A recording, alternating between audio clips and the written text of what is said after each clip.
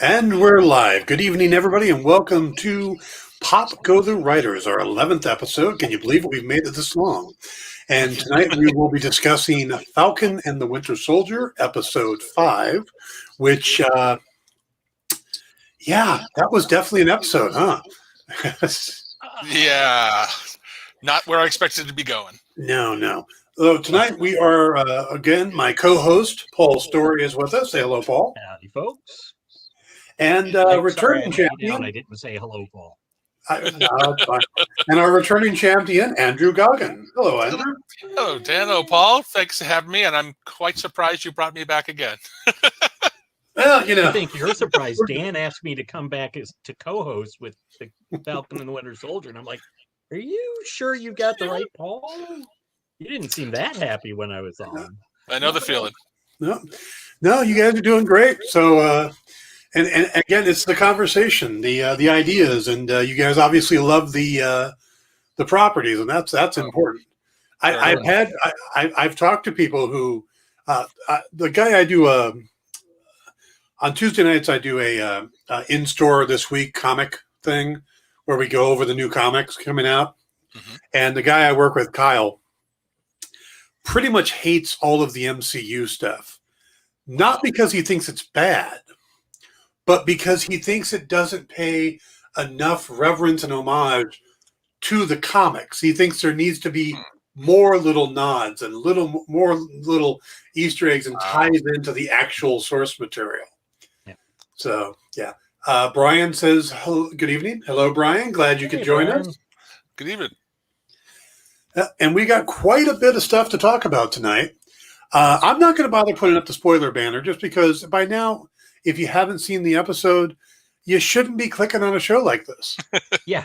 Here, we're going to talk about the show. Oh my gosh, spoilers. I know. Yeah, I think it's pretty straightforward. We're going to be spoiling the show. But before we do, I want to bring up something, and it's a pet peeve of mine when it comes to Marvel. And it was something I had hoped was going to change when Kevin Feige just kind of moved into the grand poobah position of all Marvel, where he's kind of overseeing the comics and everything at this point. How much they're not taking advantage of the popularity of the MCU with the comics. Now, I picked this up this week, and this is from last year, but it's the Falcon the Winter Soldier comic. Mm-hmm. And you would think, terrific. They're capitalizing on the idea, Falcon the Winter Soldier. We've been talking about it for a year. Had the pandemic not happened, the series would have already been out right around the same time this was coming on. But the tone and the story, it's almost like they went, oh, we're doing a Falcon and Winter Soldier story and it has Zemo in it. Okay, we can do that. And just tone-wise, it's horribly different. And it's so campy and silly that anybody who would see the TV series, who would then pick this up and read it, it'd be like Whiplash. Yeah. And part of it is just the amount of time to make a TV series versus the amount of time to make comics. Sure.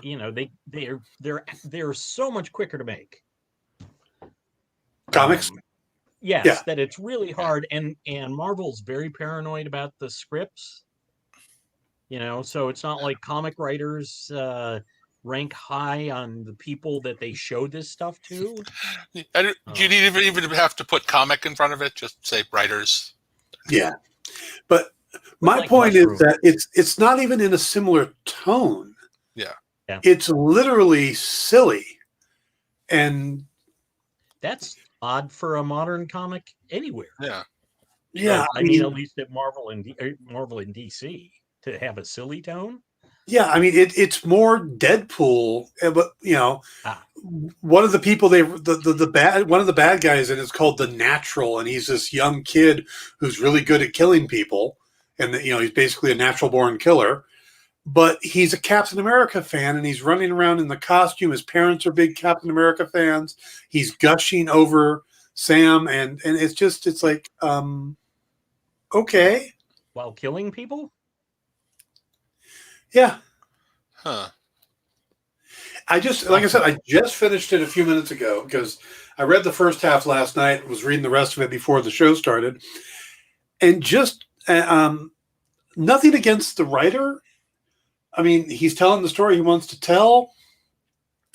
It's just tonally, it's so off from the MCU. And I don't know. I don't know why they don't try to capitalize better on the success of the film. Someone should be able to walk out of the movie theater and into a comic shop and find something they can connect with if they like the movies. And I just don't see it. I ran into that. I was working in a comic shop when the Tobey Maguire Spider-Man movies were coming out. Yeah. And the parents wanted something for their kid, like 8, 9 years old. Yeah. And even Ultimate Spider-Man was not really aimed at that age group. So it's like, oh, I've got a whole shelf of Spider-Man comics, but none of them are really, at that point, none of them are really all ages. All ages. So it's just sort of like, this one is, I think I ended up pointing them at Paul Jenkins and Mark Buckingham. I think were doing a Spider-Man book at the time. But even in that one, he was married to Mary Jane still, and that's gonna throw people off. Yeah, it's odd. Unfortunately, though, what it ends up being is the tail wagging the dog, because as your friend wanted the books or the movies to be more like the books, movies and shows to be more like the books. Well, you end up with just like trying to retool the books to be like the movies, and I think there's got to be a book, a book that's sort of in the movie verse. Yes, I agree. I think that, and then they can, transition. I think that's their biggest flaw, is that they're willing to do the Ultimate Universe and all these other multiverses, but they're not willing just to do, okay, this is our MCU line. You put on the top a little banner that says MCU, and these are all the books that are in that universe. But that also becomes problematic because you're talking about movies and even the TV shows where you're doing 1, 2, 3, 5 years out, and how much the change goes on. So, and then people start bringing up the dreaded, well, is this comic book canon? How much is it canon? You're right that there needs to be something, but it also needs to be kind of paralleling it. It's kind of what Agents of S.H.I.E.L.D. started being before it veered wildly and sadly to its own places. They could do it like they did with the Netflix series, where they existed in the canon. And then Kevin Feige said, no, nay, but, and they would make references to things, but tonally and stuff like that, and just building off of those moments. But, they could tell the story of what were going on with the Netflix characters during Endgame. Why weren't they there? Those kind of stories. What happened to there are so many stories they could tell, and they've got these comics, but somebody walks into a comic shop and they want Falcon and Winter Soldier, and they get silly. Yeah. It's and I'm sure the people at Marvel Studios and Marvel Comics would say it's hard enough keeping track of what we do, much less crossing the streams like that. I think it could be done. You would, I think you're right. It would have to be something that was in the verse, but not directly affecting anything. For lack of anything else, what was it? There's the West Coast Avengers, and then there's the Great Lakes Avengers. Must be like, I need that series where it's like, we acknowledge everything else happening, but we're going to stay in our pond. Yes. There you go. All right. I think we've danced on that one long enough. All right. Let's go ahead Quick. and get to the. Oh, Wait, yes. quick aside. We were discussing last time about Cap's shield being destroyed in Endgame. Yes. Yes. And I went back and watched. We do not see the shield after the blip, which is the Tony Stark snap, is now considered the blip. I hate that name. But the shield that Steve gives Sam is not the same shield. Well, no. But not even is it not the same shield, it doesn't even look the same. Right. There's that like extra ring in the metallic part and the little 5. It's almost like there might the star, like you snapped it in and turned it, like it locked in place. I was blown away because I just didn't, I wasn't paying attention to the shield at the time. Yeah. And I was like, oh, not only is it sure it could be the alternate universe shield or whatever, but it's not even built the same. Yeah. Right. Now, it could be that it was reforged, and that's how it was reforged. He did have access to Black Panther going, excuse me, T'Challa, can you fix this? It's a little dinged up. Meanwhile, Black Panther is just going like, geez, every time you guys break something, you want me to fix it. Well, you realize the moment that Tony Stark died, he's going, they're going to come to me now for everything. Everything. Actually, worse. And even he's like, sure, no problem. Sure, he'd take care of it. You really? Yeah, Give me really. another broken thing for me to fix? Yeah. Yeah. By the way, Brian's comment fits in with the whole Wakanda thing. Who waits that long to open a package? But Sam knew that there was what was in that package, and he wasn't sure he was ready to deal with it. And I'm going to throw this out there. We can talk about it when it gets there. But my big question coming out of the series is, what in the hell did Bucky do that he's got all these favors banked with Wakanda? All I knew is that he was hanging out there and they were de-brainwashing him.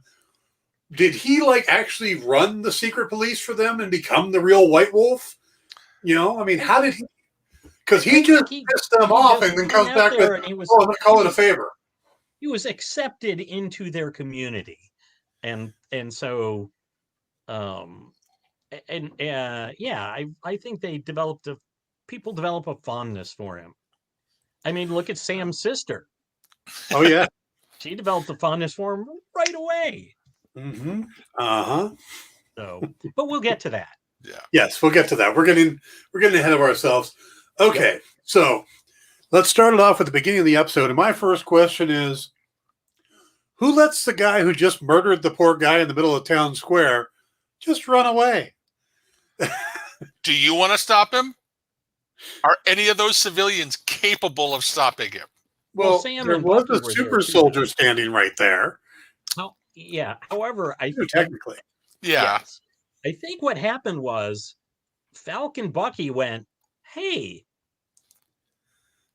he's leaving the area crowded with civilians. We will simply follow him. So they weren't going to lose him up later.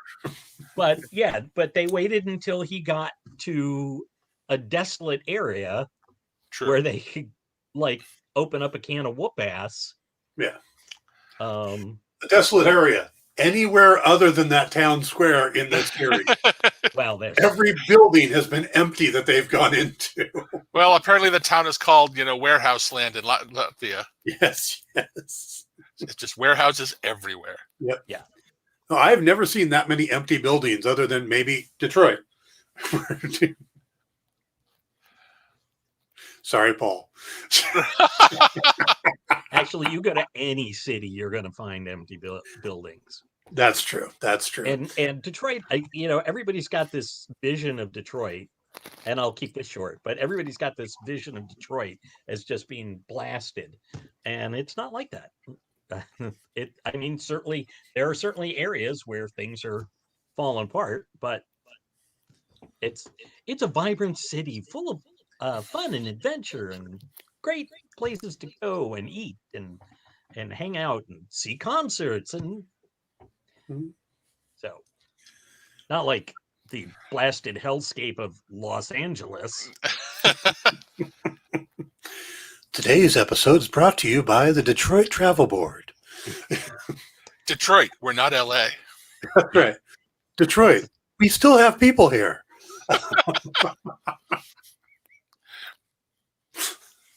Okay. Yeah, you go easy on Detroit. Those folks are living in Mad Max times, as Mo Sislak once said.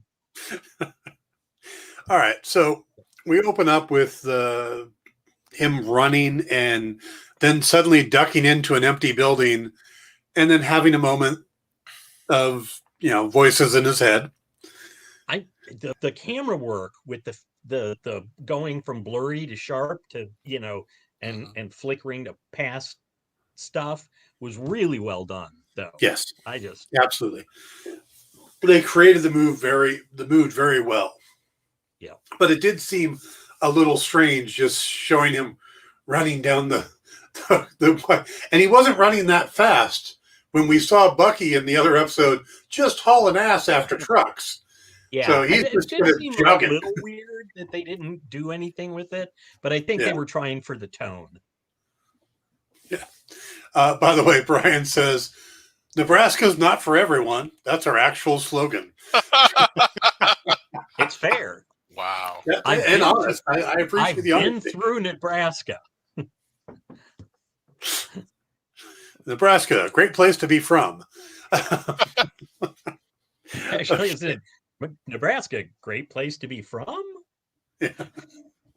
I kid, Brian, I kid. Yeah.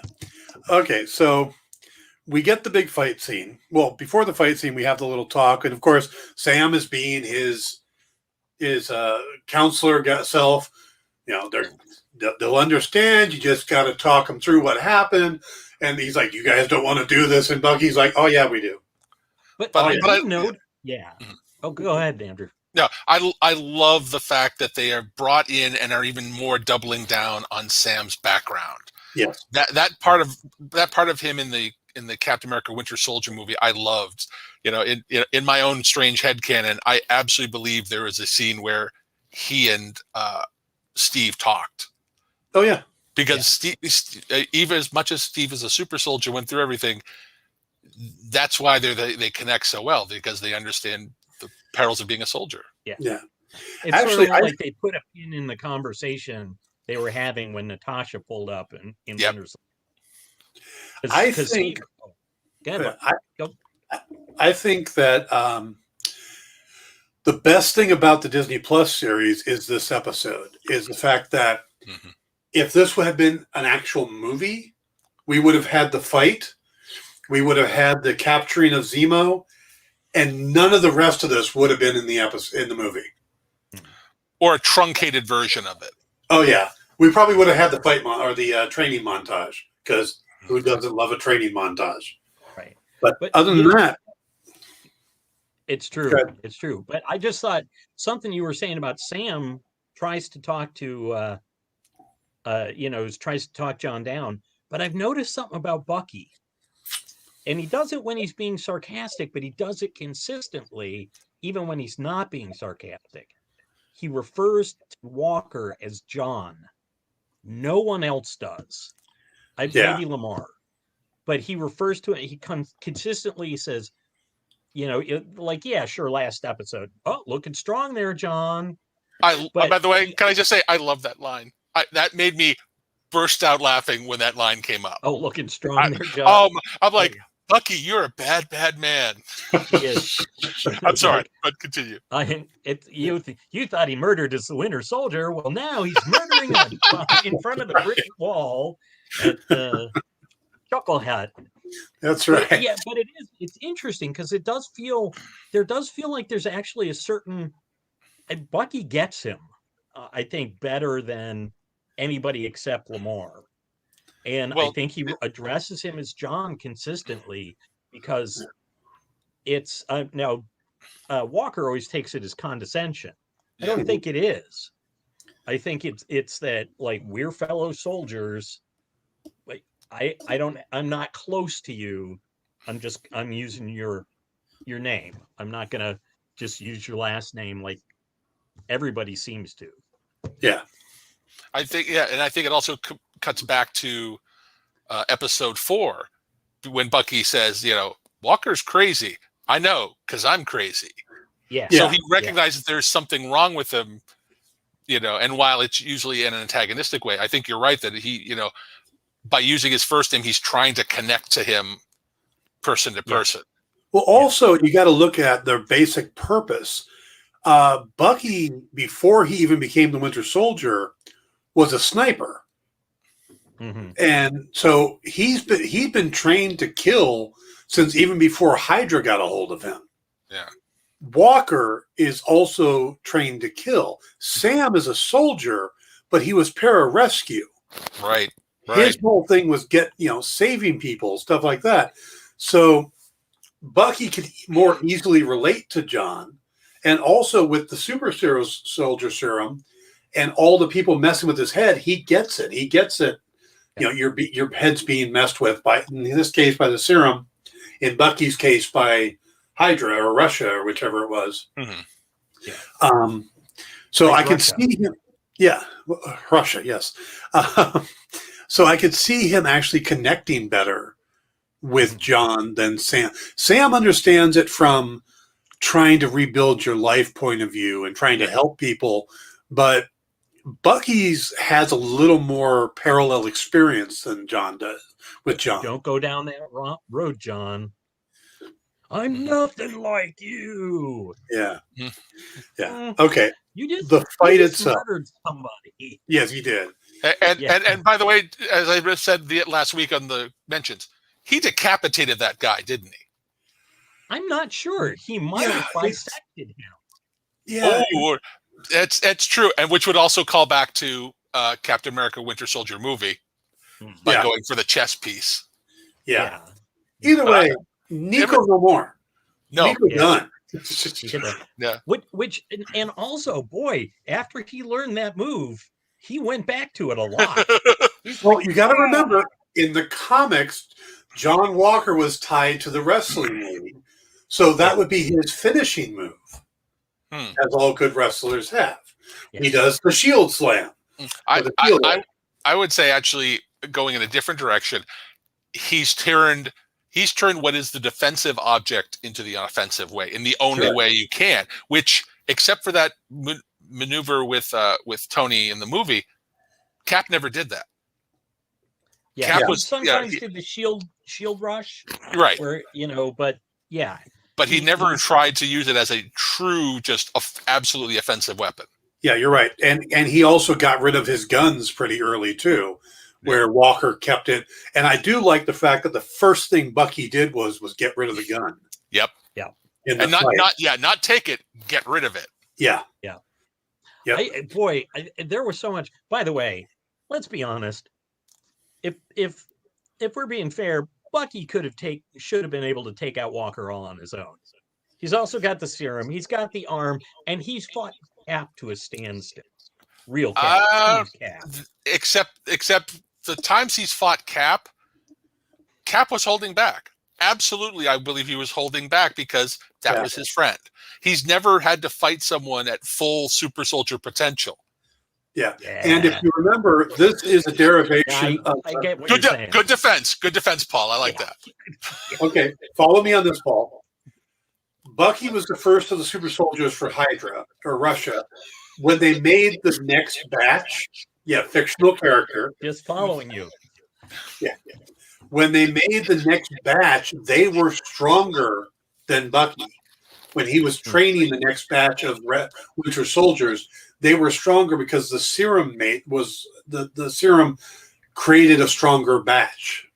And that's what they're using here. So not what they're using here. They're using the batch made off of I thought they were using the batch made off of no, that was the Hydra stuff. No, never mind. Was it the Hydra stuff, or I thought he was reconstituting it from scratch?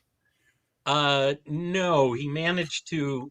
He was working with the stuff with Hydra, and then somebody got him a vial of Isaiah's blood. Right. So, yeah. Yeah. So, but it's established that Bucky's super soldier serum doesn't make him as strong as this batch. So it's possible that Walker is stronger. Plus, Walker is a trained soldier too. Yeah. Yeah. But Bucky's part of the greatest generation. Right. Boy. But, Okay. So the fight itself, I thought we saw some great fights, some great maneuvers with the wings. I am absolutely in love with the fight choreography in this series and all the amazing things they're coming up with Sam and his wings. Mm-hmm. It just blows me away. Now I know that there was a decision early on to get rid of guns, to try to force into using these abilities in different ways. And I think that's paying off here in spades because, I remember in Winter Soldier, Sam came out with the two machine pistols and was just going to town. And he hasn't pulled those guns once. I think in the first thing in the big fight in the beginning of the series, it was Red Wing with all the weapons on it. Pretty sure. Which also, kicks away the question of where'd those guns come from? Now that question doesn't have to be asked anymore. Don't mess with the magic. So magic guns. That's magic right. guns. They're at the tip of the wing. I was so excited. They did a callback. Remind your pal. They did a callback to the original Falcon. He had the hawk hook. Yes. Out of his gauntlet, he shot the That's thing right. and grabbed the shield. It was articulated a little different, but still, Sam used the hawk hook. So I remember that. Yep. Now I do find it interesting. I'm jumping ahead, but in the comics, it's Wakanda that builds the wingsuit for him, both the first wingsuit and the hard light wingsuit that he gets later on. Yeah, because so it's interesting to see. Cap had gotten a boost in strength, and the Falcon was feeling kind of inadequate, so he went to Wakanda and said, "Hey, T'Challa, what can we do?" And that's what they came up. They came up with the original wingsuit. Okay. Yeah. So he wasn't a flyer in the early days, and he also wore green and orange, which is a horrible color combination. Yeah. It doesn't work for Hercules. It doesn't work for Falcon, and it's not going to work for the second Falcon. Orange and more of a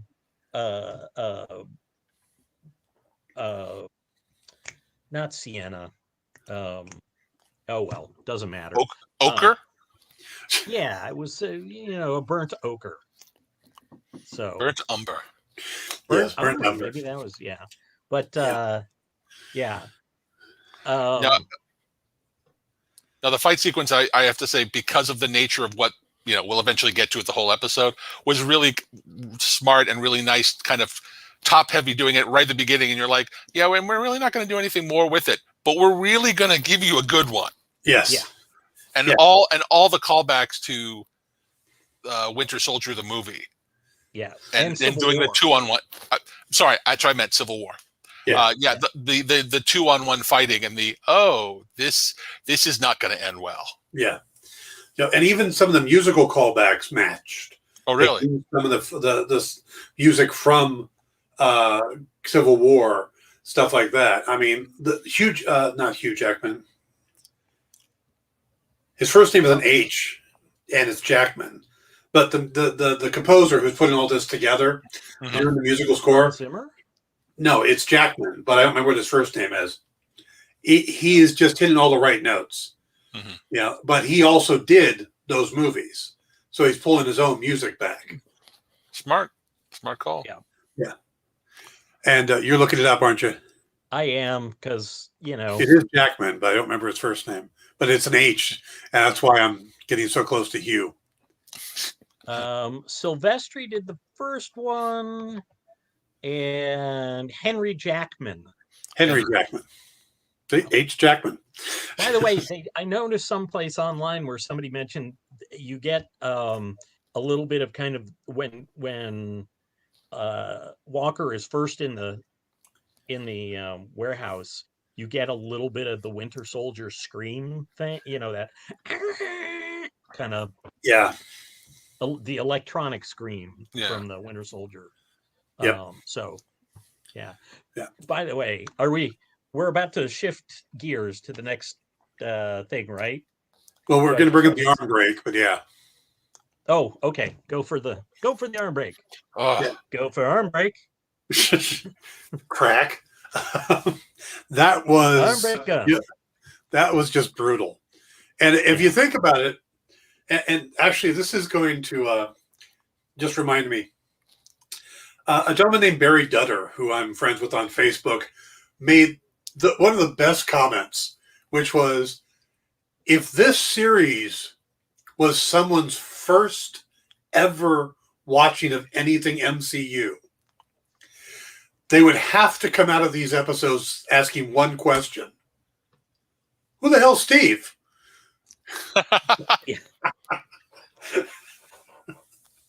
Well, if they watch the first episode, they have a rough idea.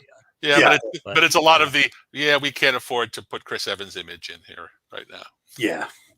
But wow, that there was and then that double takedown where they finally knocked him flat. Oh, yeah. The flying. They basically use Walker as a baseball bat. Yeah. Just swing him as Falcon comes in with the jets and the shield. It's like, okay, maybe this is a question I'm not supposed to ask, but Okay. isn't the shield supposed to absorb kinetic energy? I was going to mention this later because of the Hand wave. But yeah, I was going to mention it because of the training sequence later. Yeah. But I am a lifelong Captain America fan. Captain America is my favorite character. I still cannot figure out the physics on the shield. That what makes it bounce versus why doesn't it bounce off a tree? Why doesn't it cut through a rubber pad? Well, yeah, it buries itself in a tree. It buries itself in a cement post in the episode before, but they wrap a little thing of padding around a tree and suddenly it's just bouncing off like fine. Well, and it's always bounced off of stuff. Steve Yeah. has always been able to bounce it. But at one point, Sam throws it and bounces it off a wooden pier post. Yeah. Right? Mm-hmm. Why didn't it stick in that if it's stuck in the tree? Maybe it's the English you put on it. Could like be. a full view. Maybe if you put enough spin on it, it bounces. But if you just try to keep it as like a knuckleball, as straight as possible, it just boom, right. And I pulled 2 sports references in one explanation. I always fall back to one of the best lines ever, which simply covers everything, which is from Civil War when Spider-Man is fighting Cap, and he's like, "Yeah, that thing does not obey the laws of physics in any way." Yes. Yeah. It's like that's the hand wave of okay. It's magic. I was actually creating a character with the shield one time, and I set it up so that it was metallic in the center, but actually had kind of a rubberized edge so that it could bounce off of things. Because I love Captain America all to pieces. The shield is one of the most iconic bits of comic Americana. And it's just like, wait, why is it sticking sometimes? Why when sometimes you can bounce it off of a wall, but sometimes it sticks into the wall. Which brings me to a question that I'll postpone till later when we get to the training montage. But yeah, we need to come back and talk about the how the shield works and other things. But yeah. Or Walker's DIY one that probably won't work nearly as well. Oh, we'll come back to that. But by the way, the end of this scene with Sam just kind of wiping at the blood. It's very almost Lady Macbeth like. Out Sam's spot. He didn't want it to stain. He didn't want it to stain the shield. But it stained him. That's the thing. Is it? But he's okay with that. I think because of what he does, he would be fine with that. But not the shield. He had to get it off the shield. Yeah. But wouldn't you have walked over and drug it across Walker's uniform just to joke it on? I actually thought about that. Oh, that Bucky would have. Sam wouldn't. Yes. But Bucky it was should so have. much like then Sam literally ends up with that guy's blood on his hands. Mm-hmm. Yeah. Mm-hmm. Yeah, that would have been nice for Bucky to just kind of walk over, drag the blood across Walker's uniform, then hand it back to, or drop it to. Yeah. Yeah. But. Okay, so we move on out of the fight scene. And at the moment, I can't remember where we moved on to first. We move on to the camp where Torres shows up. Yes, that's right. Torres, take these broken wings, learn to fly again. And by the way, just a quick jump. We pulled that right back to, God, what was that? Might have been Civil War, of tearing off the wings. Yeah. It's like, that's the, no, we don't play like that. No, John, we don't play like that. Yeah. Yeah, Bucky did the same thing. But that's part of the thing, though, is it goes back to that thing where Bucky said, "Don't go down that road, John." Yeah. Yeah. But yeah, I do love the line about, "Oh, you got your sleeve back." It just yes, it's such a pure moment for Torres. Yeah, because he is in such awe and wonderment of everything that he's got that beautiful naivete to notice something as simple as, "Oh, you got your sleeve back." Yeah, I don't think any of us remember. You're wearing a jacket with 2 sleeves instead of 1. And you would think Wakanda could make a jacket with a retractable sleeve for him, you know? Well, and it's not like you need to take the sleeve. I guess it's more range of motion or something, but it's going to tear anyway. Yeah. It's like Clark Kent's glasses. He takes it off. Oh, it's the Winter Soldier. He puts it back on. Oh, the metal hand. With brown hair. Are you Cable? Yeah. There you go. By the way, did anybody get the? I thought it was so funny when Sam's like all dejected because he's talking to Torres and goes, "Oh, they're taking jurisdiction." Like, when did they not? I know. Like, you've been off the off book for the whole series. Well, he's been using the Air Force though for transportation and stuff. So that might be where he was that, because he gets around everywhere so damn quickly. Yeah. It's like, how is he going to get, if the Flag Smashers are attacking New York, as I'm jumping ahead, and he's currently in Louisiana, how's he going to get there? Because the wings don't fly that fast. Dragons of Westeros. Maybe these wings do. Could be. It's the Dragons of Westeros. They borrowed them from Game of Thrones. Oh. We can get anywhere at any moment. It'll be, to tie into Marvel, it'll be Daughters of the Dragons of Westeros. I would kill to see that from the Netflix show. Would kill to see that. Nice. Sorry. All right. So it's got a bunch of good lines in this little segment. They got it. Well, the word is that they producers really love Torres, and had they been able to do more episodes, there would have been a lot more Torres. And I do think they are setting up for him to become the new Falcon when Sam becomes the Captain America. What? Supposedly. But, the fact that he just left the wings. Yeah, he's that part. It's like you've ended that part of your life now, haven't you, Sam? Yeah, there's wings in the box. There are wings in the box, but he. No, don't need this big. It's the Captain America wingsuit from. Yeah, but you don't need this big of a. Somebody referred to it as a briefcase. It's the biggest briefcase I've ever seen. There's nothing brief about it. They only have one size in Wakanda, so they have to fit everything in it. It's got a lot of foam padding. And you think it's made out of vibranium? Isn't everything out of Wakanda? Yeah. Which is kind of cool. You're like, cool, melt this down. Yeah. I would like to pay for a new apartment. Here's this Wakanda briefcase. Yeah. It has no money in it. When they're playing soccer, it's like, well, you guys are all wearing cups, right? Oh, we don't need to. We've got vibranium Shorts. Yeah. Like, we never bothered developing cup technology because we've got vibranium shorts. So, yeah. We So he leaves the wings behind, and it pretty much is just saying, "Please, Torres, become the new Falcon. Here you go. yes, Take these broken wings and learn to fly again." Yes, I will bring Mr. Mister in as often as possible. I've seen You're, him. you're a live. horrible little boy, Dan. You're a horrible little boy. So, okay, so we wrap up with Torres, and Sam's all pouty because he's been taken off the case, which is classic buddy movie thing, but a buddy cop movie. Yeah. Which is what we're working off of here. Right. And Bucky walks off stage right to apparently go after Zemo. Yes.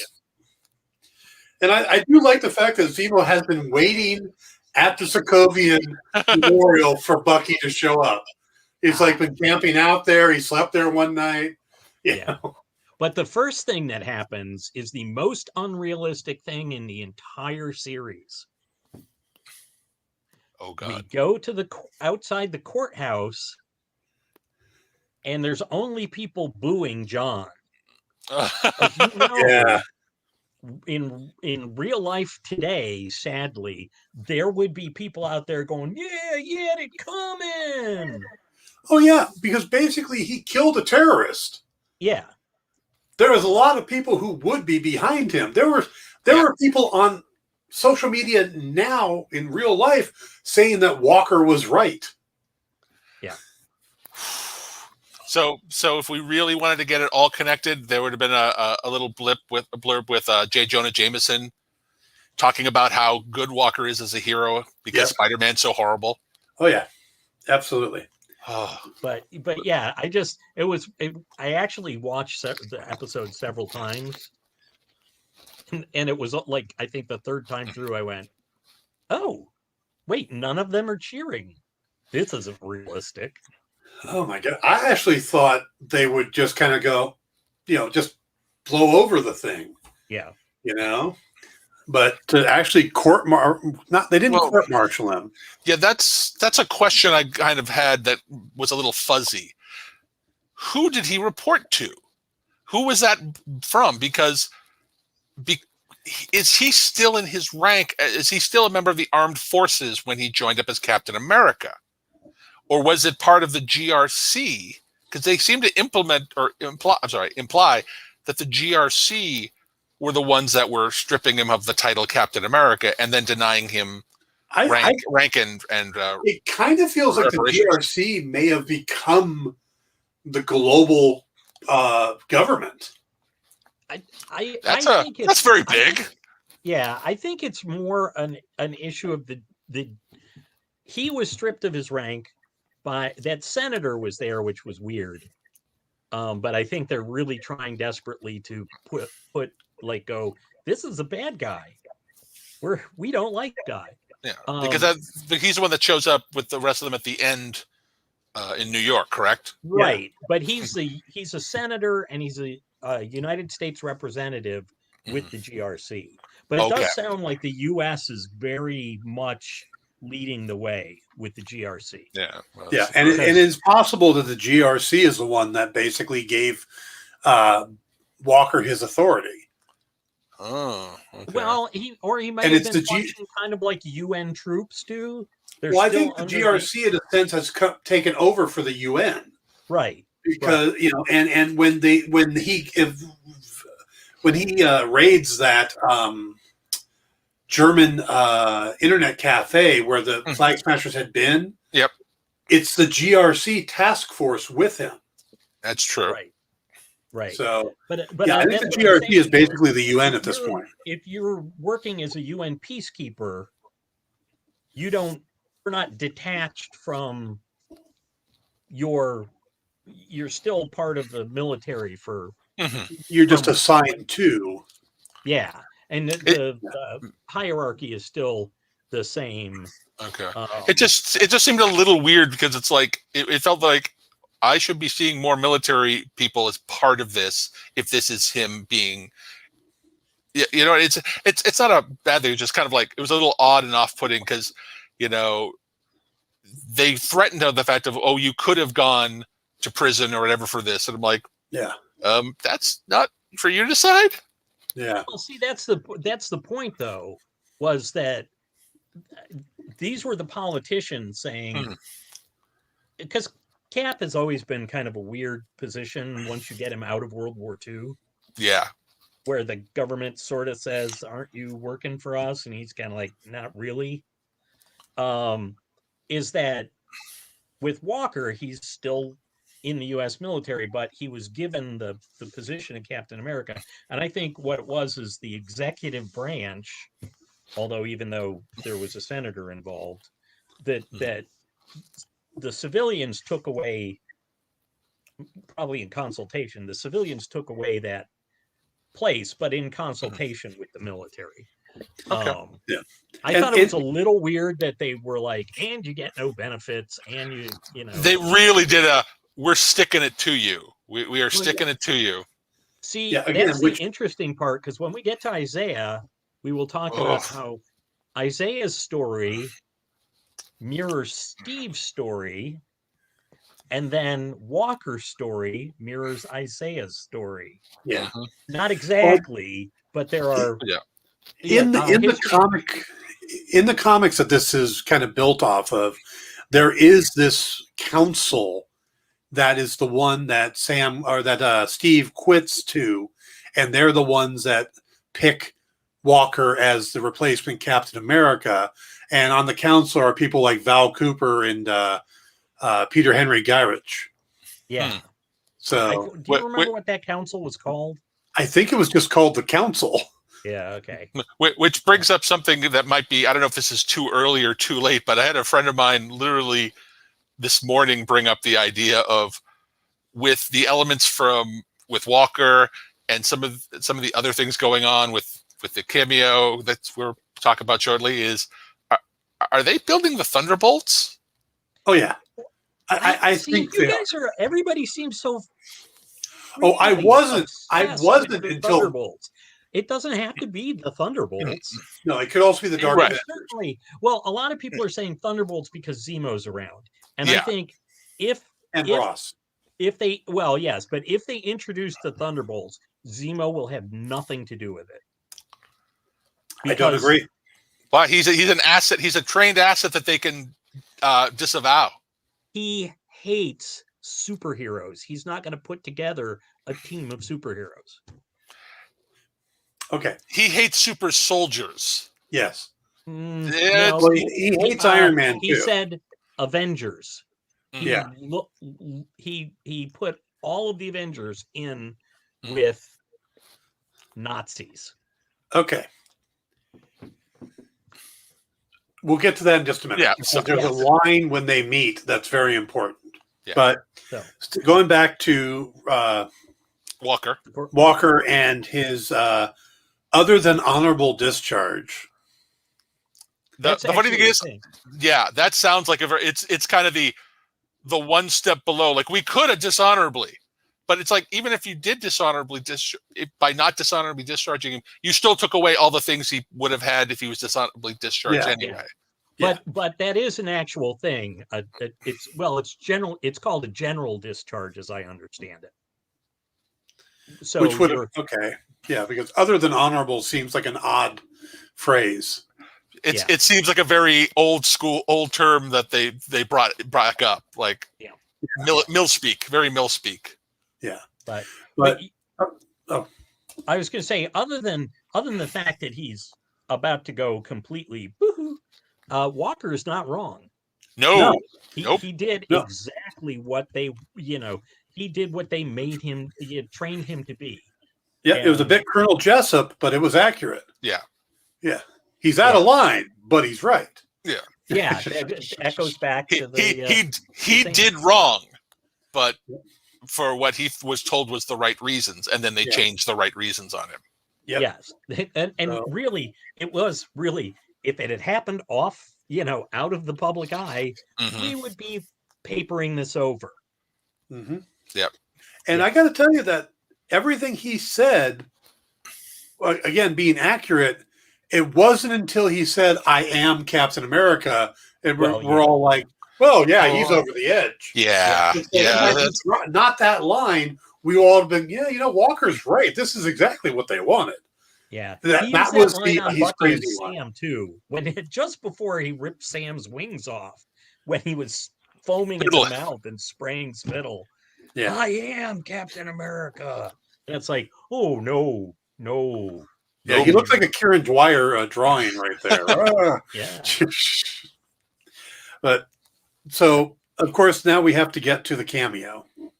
Yeah. Wow. Okay, I'm gonna take a minute here because this is the first time in an MCU movie that an appearance or a cameo completely took me out of the scene. Really? Thank you, Dan. I thought I was the only one. No, and I'm going a little. I'll go a little farther, but you continue. Yeah, it took me a few minutes to kind of get it until she actually got her name out. The way she performed it and all this other stuff just didn't sit right with me. It didn't feel right for the MCU. Now, I know the character, so when she said her name, that kind of started bringing me back. But the first thing I saw is, what the hell is Elaine doing in the middle of this? But it might also play the fact that, and I'm probably alone in this, or at least on the thing, where I will agree that Julia Louis-Dreyfus is a great comedic actress. I have not liked any character she has ever played that I have seen. Which works nicely if based off how she's playing this one. Going for. Well, my big problem is that everybody saw that and they immediately went, "Oh, it's Madam Hydra." And in the history, look online. I'm not doubting you. I never made the connection, but that's just my knowledge. Yeah. Because in Secret Invasion, or is it not in Secret Invasion? In Secret Warriors. Secret Warriors. She is Madam England. Hydra for like a minute. Yeah. And then it turns out, she was actually a Leviathan sleeper agent, triple crossing both S.H.I.E.L.D. and Hydra. Yeah. But everybody's locked on. I even saw some YouTube sites putting up her picture, and we're actually putting up pictures of Viper. Yeah. Yeah. Who we've already had show up in the Fox X-Men universe, but we'll ignore that. Yeah, Madam Hydra is an honorific or a title. Well, there was a Madam Hydra in Agents of S.H.I.E.L.D., but it was that was Ada. Yeah. So, but my point is that we can't just assume that she's evil, because for the longest time she was Nick Fury's love interest. True. It wasn't until Jonathan Hickman did anything with her. For the bulk of her time in comics, she was Agent 14, I believe. The Contessa, just another S.H.I.E.L.D. agent that Fury absolutely trusted and, fooled around with. If he didn't absolutely trust her, she wouldn't be a good double agent. And I'm sorry, I'm going back to the strangely enough, the M. Night Shyamalan rules of superheroes. She has an odd haircut with purple in it. That makes her a villain. She didn't have in the comics. She has a white streak, so they went purple instead. That makes her evil. That's why she's evil. It's not that it's white. It's the fact that it's purple. And Sharon Carter's carrying a green tint to her hair. So and Sharon Carter's carrying an Android phone, so that makes her the bad guy. Well, I love that. And I love the fact that that's out there now. I'm like, I want to make movies so every one of my characters all carry androids. Exactly. Just to destroy that. I would have given her a flip phone. Just old school. He's the villain. I do too. Yeah, I do too. I'm a hero. I've got an iPhone. You're part of the cult. Yeah. I was going to continue. I'm like, no, I want to hear Paul, because Paul apparently likes what's going on with Contessa. I thought it was a brilliant bit of casting. I mean, I admit my first thing was, it's Julia Louis-Dreyfus. Mm-hmm. Yeah. Okay, but I don't automatically associate her with Elaine or Christine or her Veep character, because I never saw Veep. Don't tell her. Paul, it's all right. I'll take the hit. I've never watched Seinfeld. I've only watched a couple episodes. But I hated everybody on Seinfeld. Sorry? He said he hated everybody on Seinfeld. Yeah. No, I never watched Seinfeld. It was not interested whatsoever. Yep. But I get that joke. It's Nice. a signed can from my pal Larry Thomas, who played the Suit Nazi. Oh, okay. Convention pals. I get that joke. Yeah. Now, see, I saw the Soup Nazi episode, thought there was some funny bits in it. I saw the Second Spitter episode, which I liked, and I saw the Master of My Domain episode. But on a whole, the show was just boring. You know, the whole looking for a car in a parking lot episode, or it was weird. Yeah. It's hey, for me, it's just the fact of I've come to the realization over the years, I don't like sitcoms, like in general. Yeah.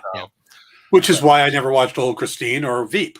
Yeah. I don't like sitcoms either. So I thought something that struck me, by the way. So I liked her, especially once she said who she was, and she pushed her way in between the walkers.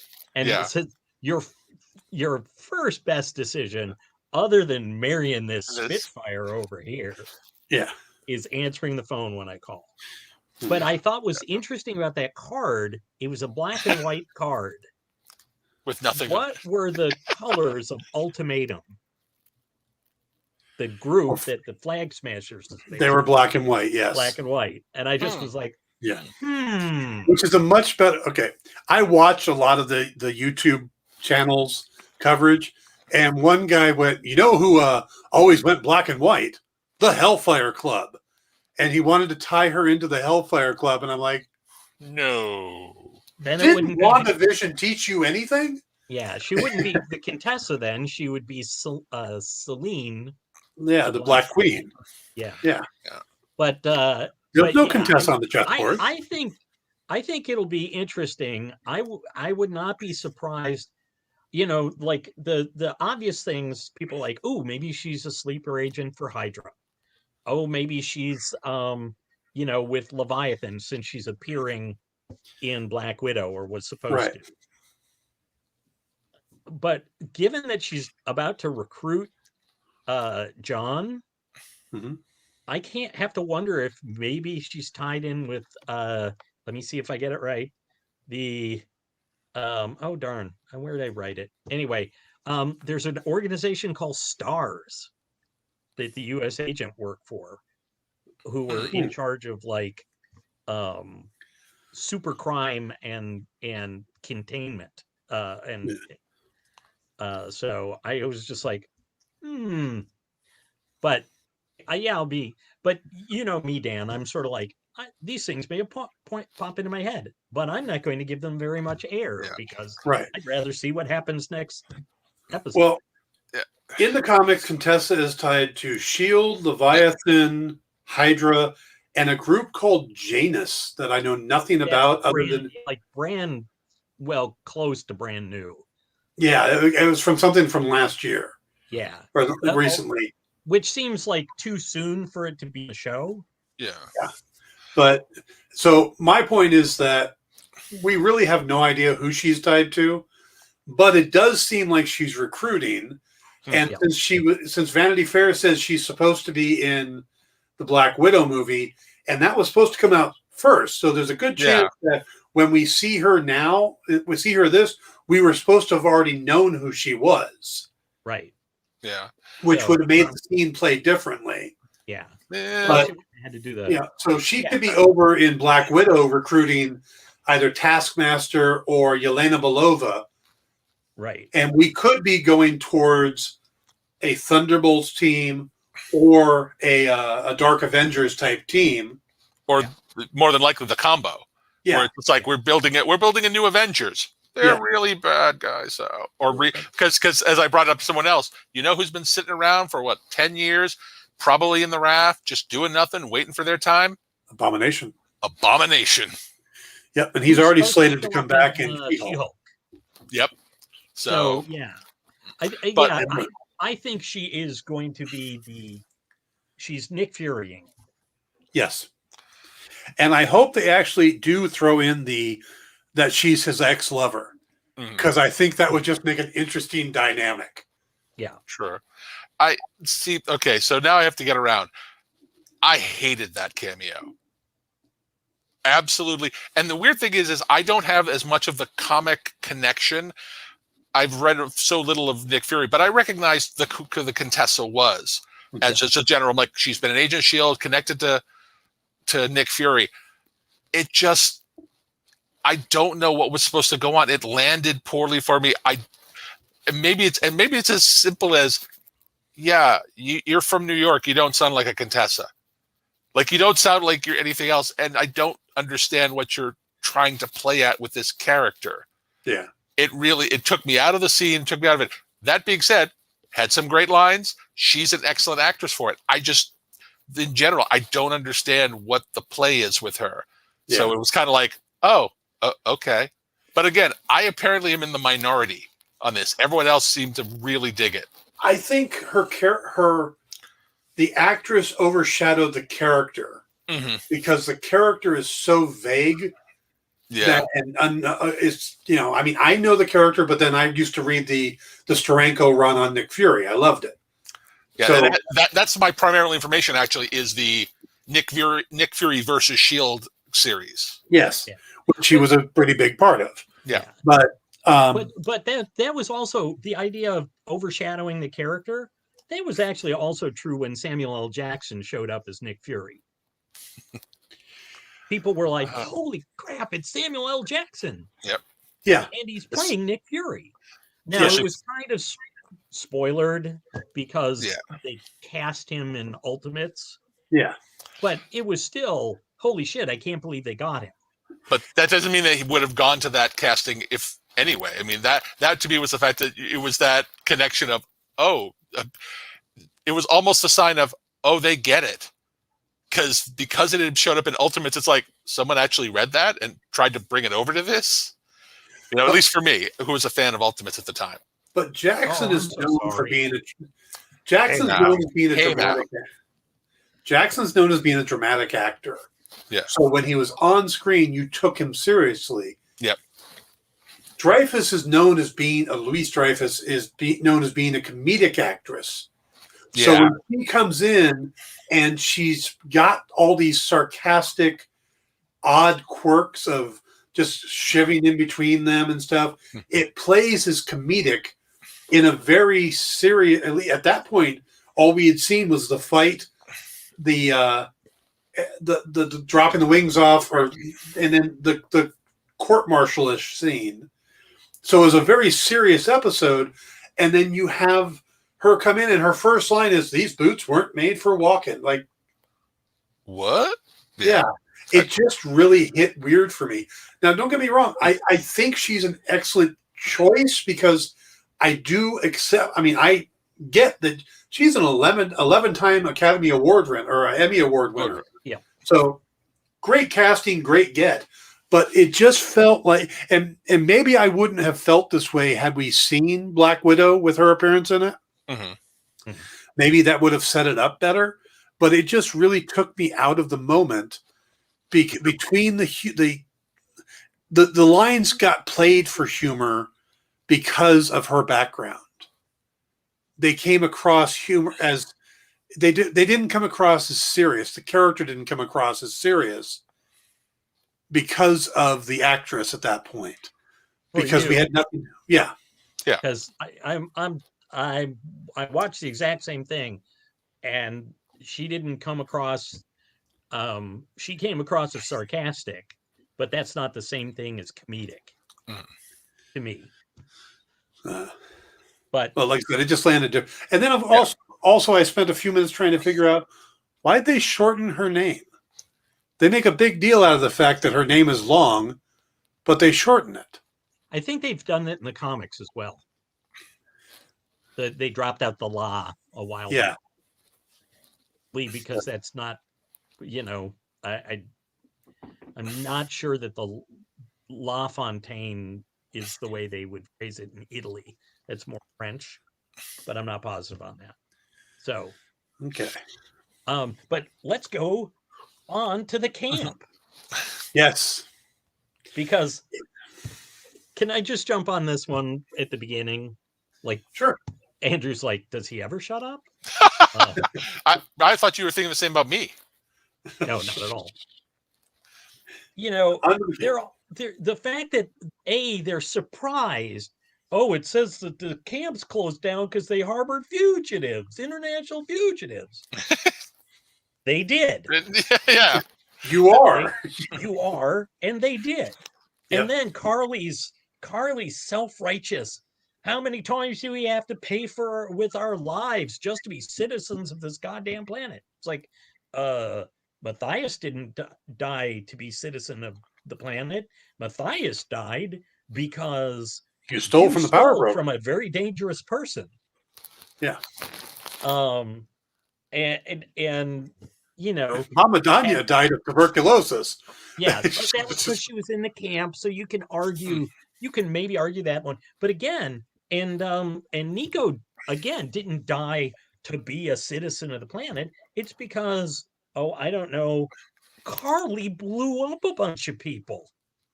Oh, and then decided to kill John Walker.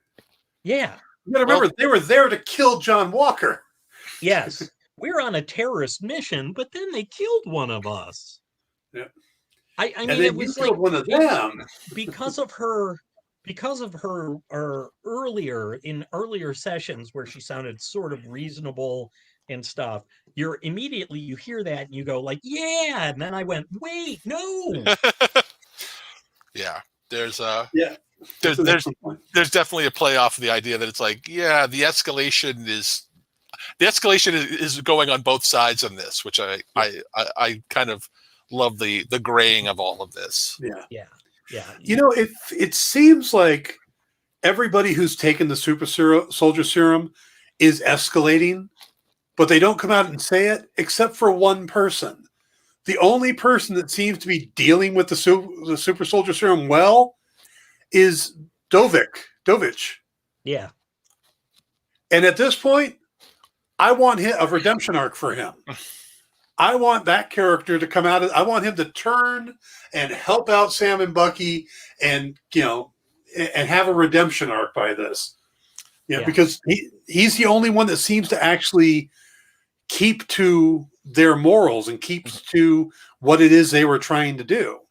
Yeah, because their initial mission was not, hey, let's kill a bunch of people. Yeah. Right, because that's a horrible mission. Yeah, it is. It is. Especially when, it's sort of like a friend of mine said about Arrow. All the big bad guys who failed the city got a second chance, but not all the security guards. Oh yeah. Wow. Bad career choices. Wow. Hey, as a former security guard, ow, that hurts. Yeah. So do arrows. Yes. This might be a little too early or strange to bring up, but I'll just bring it and we'll see if we can work with it. Have you, both of you, heard the idea of the change in the storylines? Yes. Possibility? Okay. That it was supposed to be about a pandemic episode. Pandemic. Yeah. Yeah. Which it makes sense.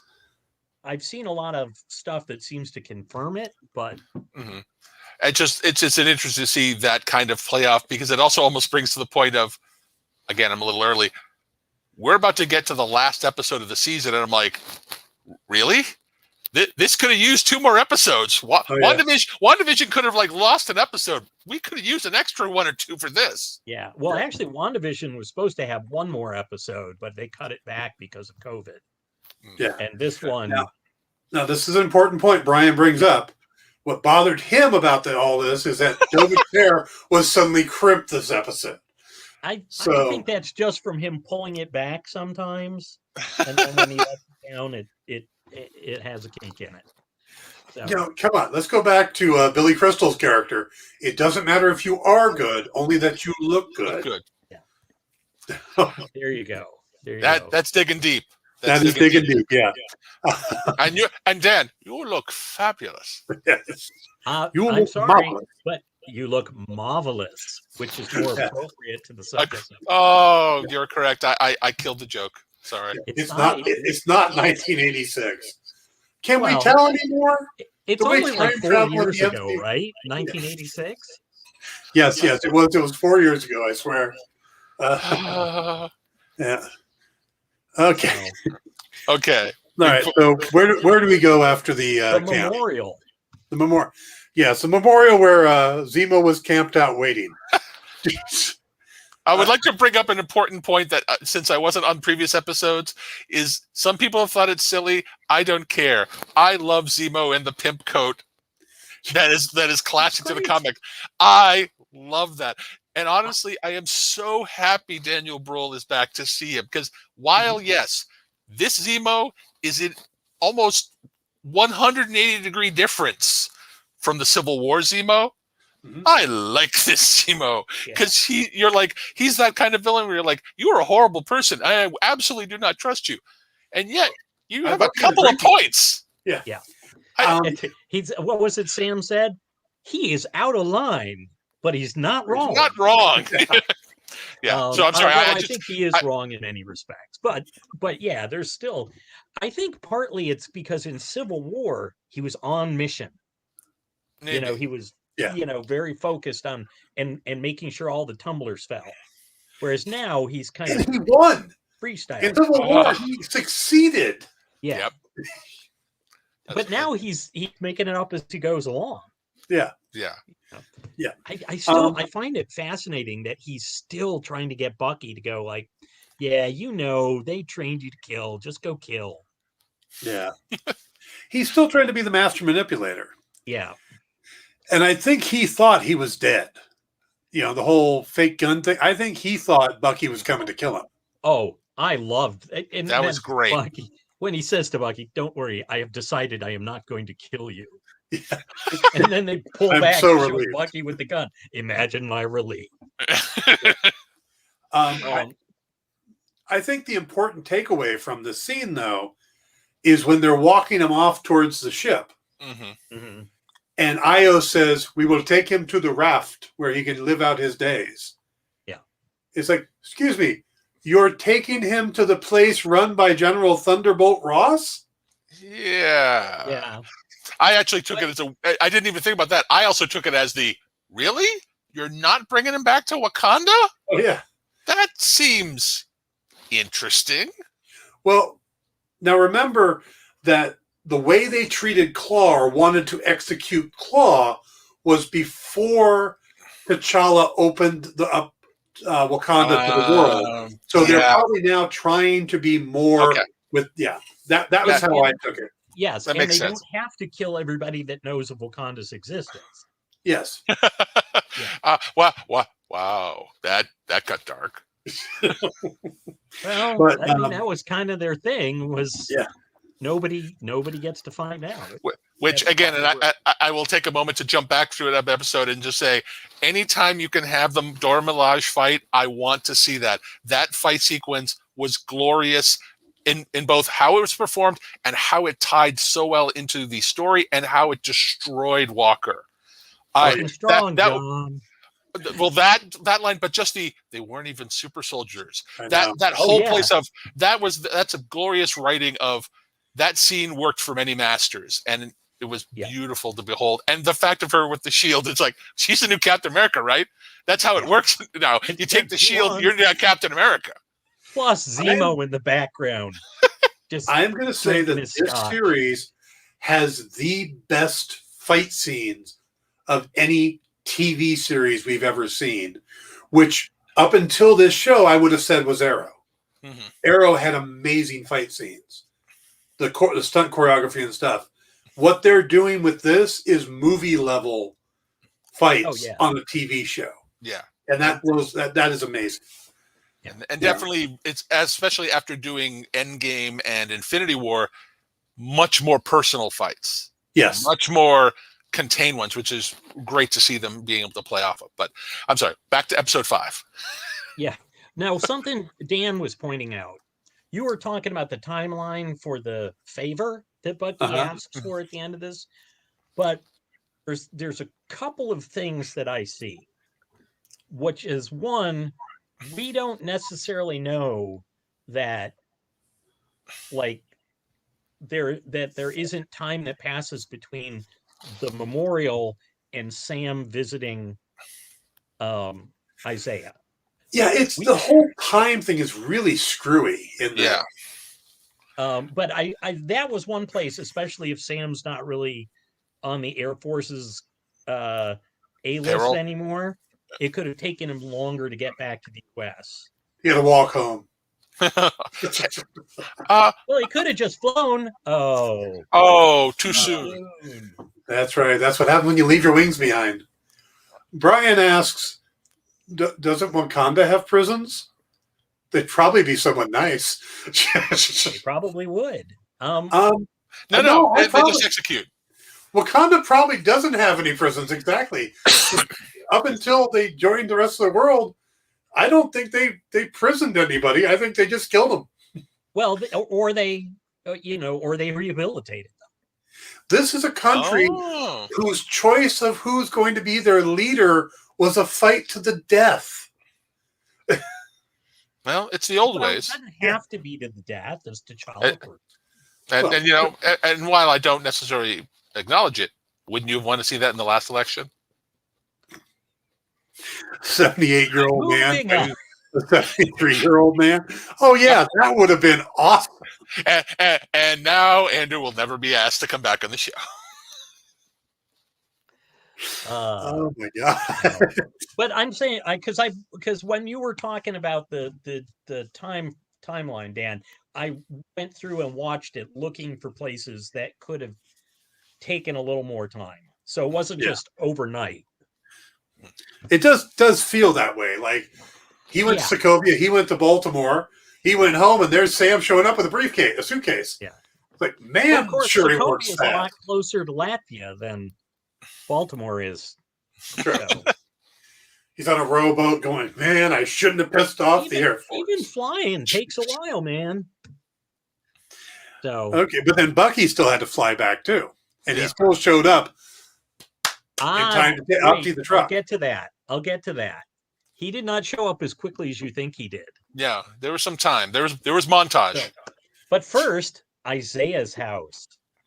Yes. I love that Eli is like, where do you think you're going? Like, and Sam's just sort of like, I'm going to go see your grandfather. Like, I don't know. I was just wandering down the street. Hey, I didn't even expect to see you here. Yeah. Is that where I am? Am I back in Baltimore? I had such a friendly visit last time I was here. Yeah.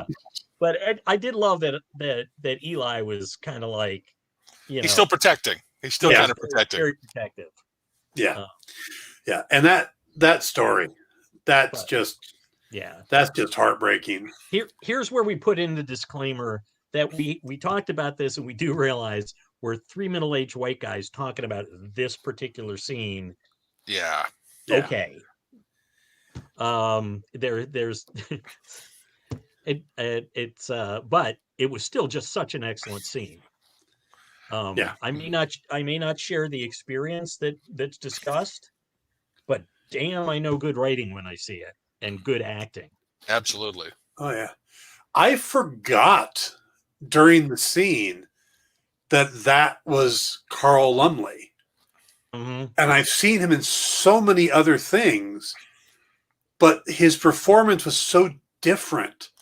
There was so much gravitas in his voice and stuff. I mean, last I saw him on was on Supergirl as John Jones's father. Right. Such a different role, both great performances. Yeah. But that was much more ethereal and much more, where this was just more raw, yeah. I don't think I've ever seen him play, and understandably, I've never seen him play this angry a character. Yes. Yeah. And that's I think that's you suddenly went, holy, I mean, you knew he had range, but sometimes it hits you when somebody hits a note that you haven't seen them do before. Mm-hmm. And this was definitely that, where it was just like, holy crap. And the entire sequence I also liked for the fact of how it played out with him and his anger and how justified, and the fact that even with Sam both didn't try and convince him otherwise. It's like he didn't try and no, you don't understand. It's like no, this is you, and I can absolutely understand why you got to this way. And I'm not going to try and he didn't even try to do it, which other writers might have tried to. Yeah. No, we can fix it. Just a little bit with like it's different, and then Isaiah came back with, "Do you really think it's different?" Yeah. Which especially. Brian points out that Spellman said the pointed right was intentional, and that's all. Yeah, that's But it wasn't. It didn't feel heavy-handed to me. No. It felt very,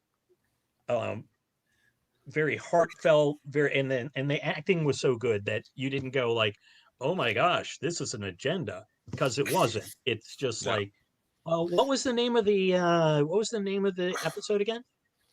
Truth. Which was the name of the comic. Yes, but that's also what this, this was. What I did find interesting, and if it wasn't so damn good, we would be getting all over them for breaking the cardinal writing rule of show, don't tell. Mm-hmm. The entire thing was done in narrative instead of actually flashing back and showing us any of this stuff. And the fact that they had Carl Lumbly in old age makeup, which means they could have, and they have the technology to de-age him even more. Yeah. But they didn't. It would have undercut the message. I think it was important to look at one person telling their story and his perspective. Yeah. After because you show him go off and save these guys, which, by the way, this sounds like really familiar. His buddies were imprisoned, and he went off. Broke out and went on a mission that was not authorized. Except when he got back, he got tossed in jail. Yeah. Steve got a commendation. He got thrown in jail. Yeah. And now I thought that was it's been a long time since I've read Truth, the series, but it was just, I thought it was really elegantly done in the description. They don't link those rings. They just leave it for those of us who have seen all the MCU to go, holy crap, that's also what happened to Steve. Yeah. He went to save his friends, except he got praise for it. Something to think about. Okay. The fact that we're only getting his story and not any flashbacks also keeps us from seeing who did this to him.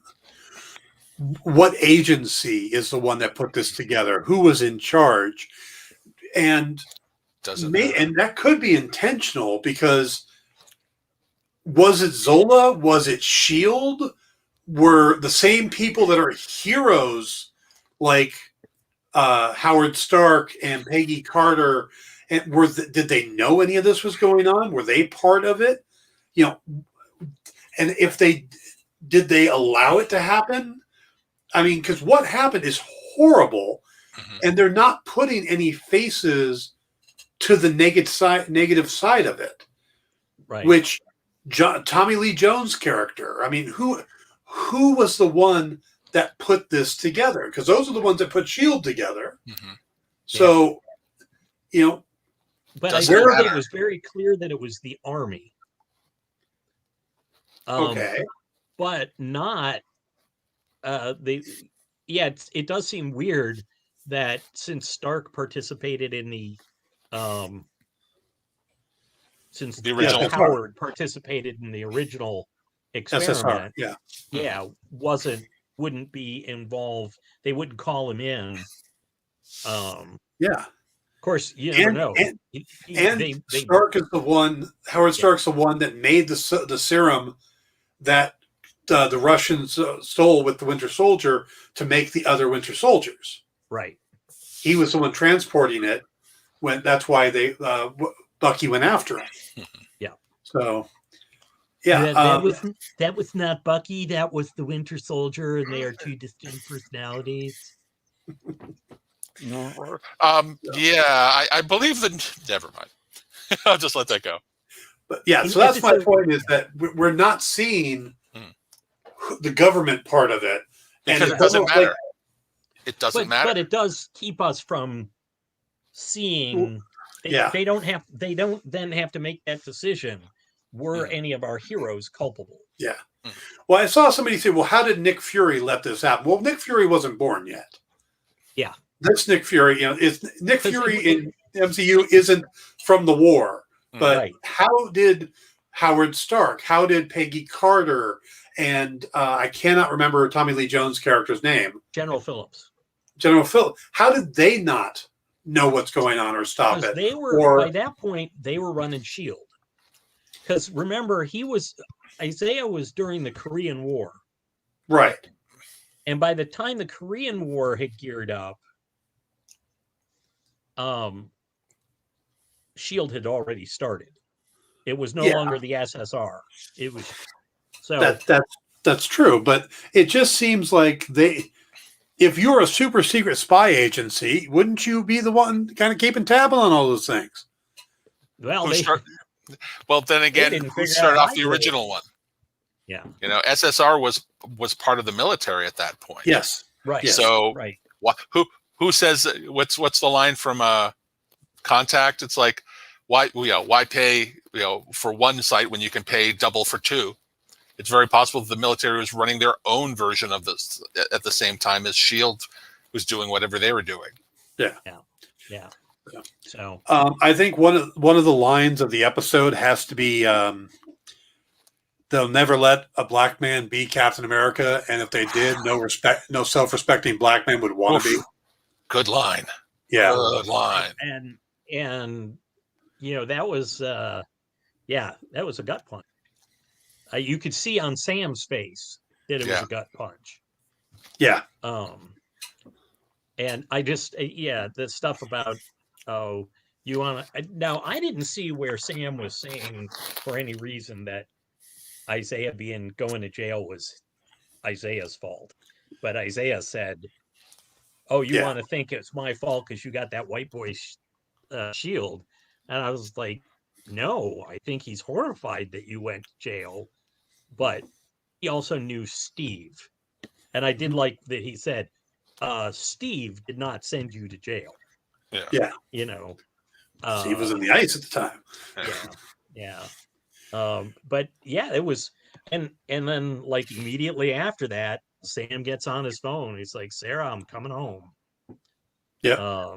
Because he needed a safe place to process all this stuff. Yeah. Which, by the way, I did look it up, and Steve's mom's name was Sarah, and Sam's, So it is true. I'm not saying it's a Martha. This will be the last time Paul Storrie's on the show, but yeah, sure. We'll cut him off just before the last episode. Yep. Just because I want to see you at home. The idea of you sitting at home next Sunday where we're doing the show going, but I got stuff I want to say. Mostly I have fun doing this, but mostly I don't have anything to say. I just open my mouth because we got to keep words going. True. All right. So Louisiana. Back to Louisiana, back to Uncle Sam. That's still the funniest thing. Yeah. I liked that even though he didn't come home and tell her everything on screen, it's obvious he came home and told her everything. Right. And like the guy that tries to help everybody has someone to confide in. Right. Yeah. As she specifically says, Isaiah Bradley. This is definitely the next day from his meeting. Yes. But then but it just he obviously was able to run everything by her. Mm-hmm. And yeah, because she refers, and then when you find out that the boat isn't going to get sold, he's like, "Well, you were looking like a dog in the rain last night," which is a great puppy in line. the rain. Puppy in the rain. So it does seem like everything happens pretty quick, and he starts calling people up. They all show up to help. Oh, they did not show, but this is where there was time, because they did not show up. I don't think that was the next day. Sure felt like the next day. See, except because you cannot get a heavy piece of equipment like that overnight. Well, if you already had it. I think that's where the time comes in, was that he called around and they all and then they all started getting stuff together, and then like on the weekend or whatever they were going to work on the boat. Do we know what that's where the time comes in? Huh? Do we know what that was? Was that like part of the engine, or? Well, apparently it was not the water pump. It was definitely not the water pump.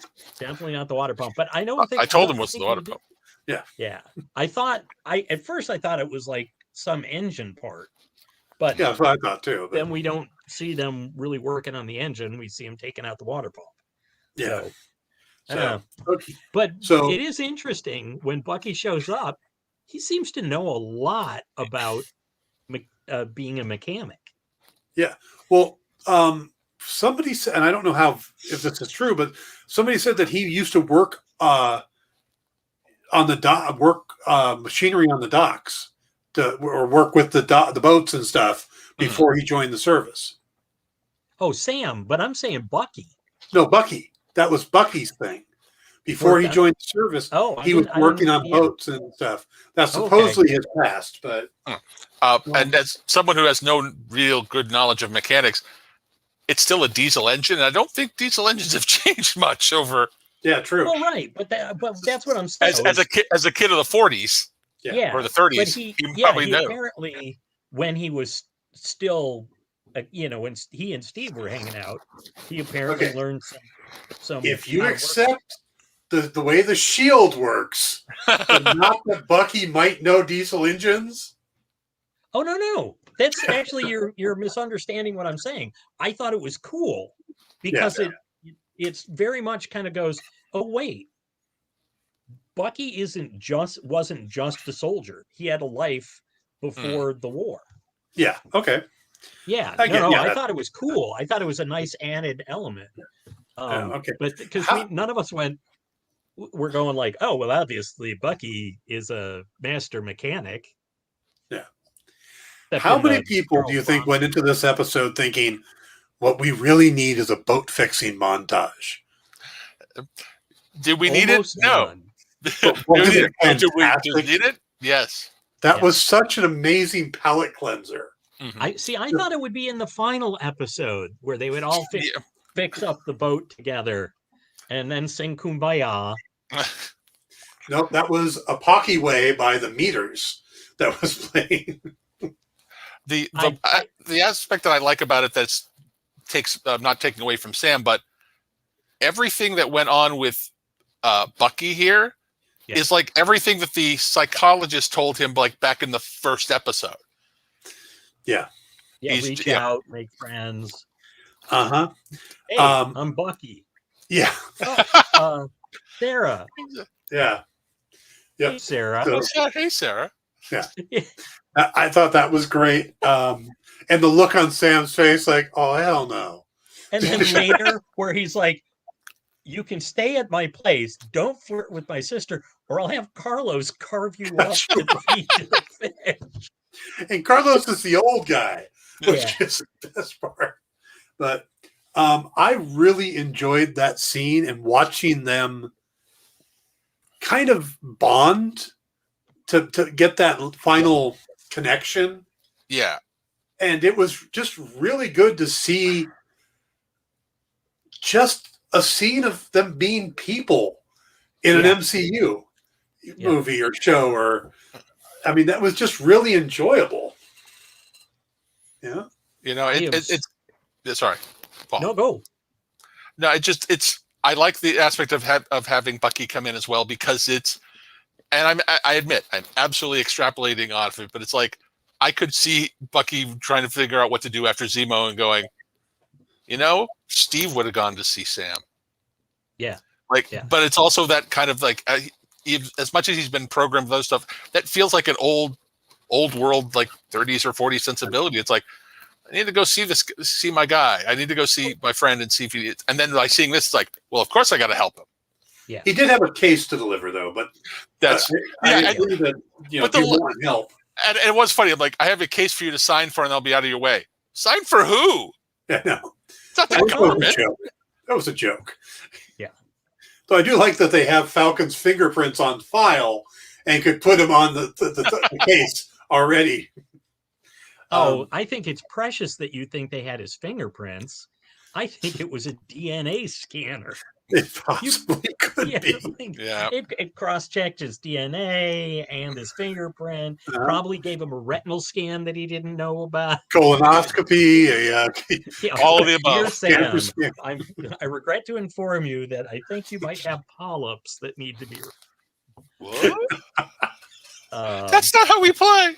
Wait, what? But I love the way they changed Sam's background. I absolutely love it. I'm been a fan of the Falcon again my whole life, and still I think it's so much better because everybody had to be from New York. When he was created, and generally speaking, the black characters were from Harlem, and which is fine. It's not like there aren't great, great characters to come out of Harlem. But it's also a big country. Exactly. And it was nice to see him. And also when he was talking to Isaiah, he's like, I'm from the South. I get that. Yeah. And the fact that the actor, Anthony Mackie, is actually from that area. Yeah. Yeah. Which makes, I didn't know that. Nice. Yeah.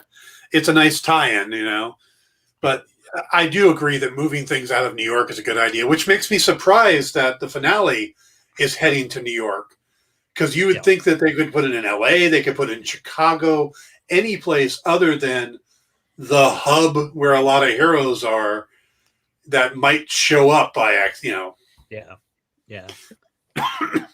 Possibly. They're usually good at avoiding that. Mm-hmm. Yeah. But hey, we have to jump now from Sam's family to Lamar's family. Oh, rough scene. Now, I know a lot of people are actually giving Walker crap for lying at that point. Yeah. But you know what? I'm fine with him lying right there. You know why? Because that family needs closure. If it had been for them, I would agree with you. I don't think it was. I think it was for him. Yeah.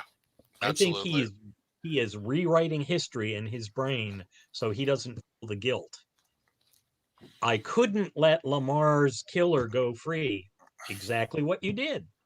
Mm-hmm. Mm-hmm. So I don't think he's rewriting history. I think he did that for them, for the closure, because I think it's still eating at him that she's still out there. And that's why he's at the end, working in his garage. The way he said the way he said it to them, there was no hesitation. That's why it feels like it's a lie that he's telling himself. Did you notice that that Lamar's sister did not seem to be, yeah, she was just sort of like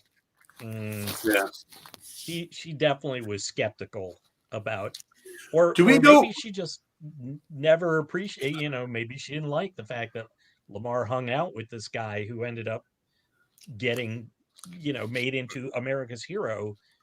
Do we know where Lamar's from? Where that took place? I don't think so.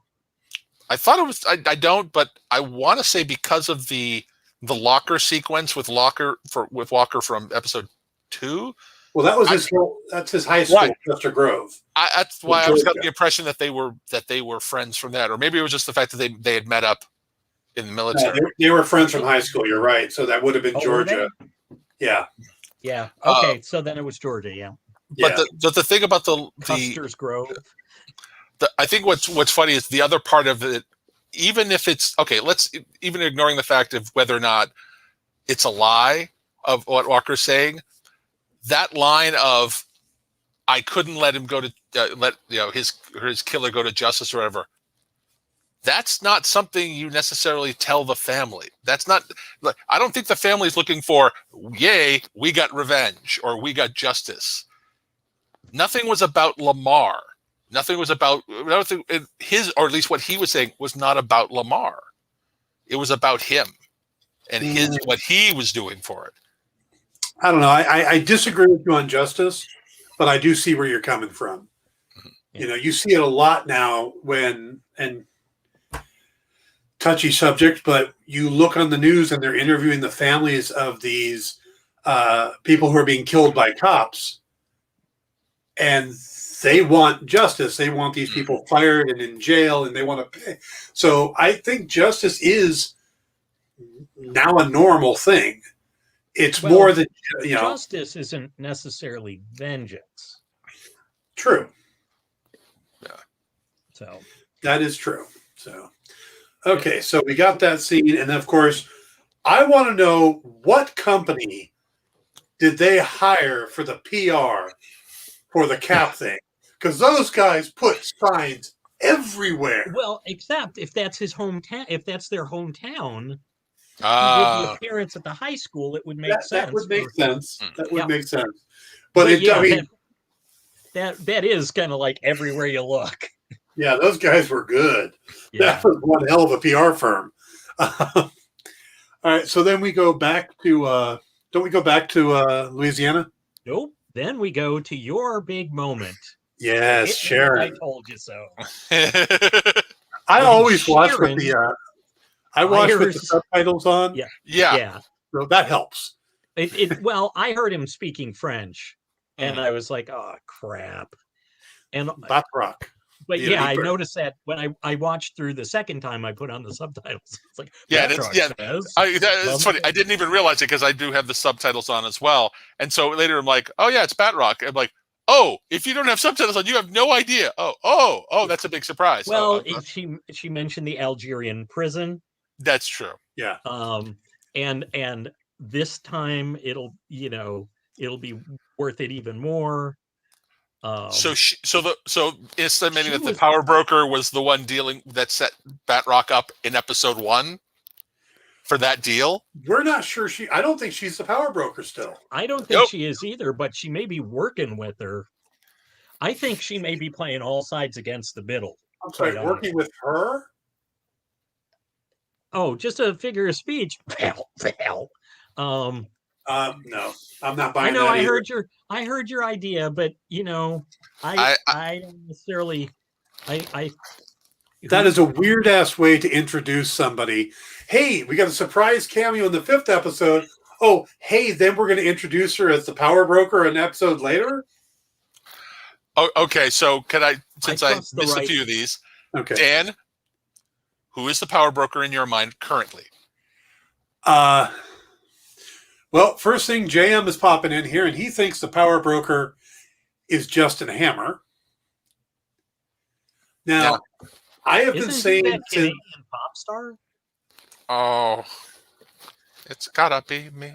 I've been saying since about episode 2 that I think that the power broker is an established character already. Yep, and I agree. My top choice is Arnim Zola in the android body. That's interesting. My fallback on that one is Red Skull, because we haven't seen where he's been since Vormir. But then, of course, he has to get back from Vormir. But you can get anywhere in no time in this universe. And then my obscure one is the leader, who's been hanging out since we're already tapping back into the Hulk movies. True. I think it's Zola. Paul, who do you think it is? Because I don't know. I honestly don't know what your guys' is. I had no guess until Val showed up this episode, and I think it's her.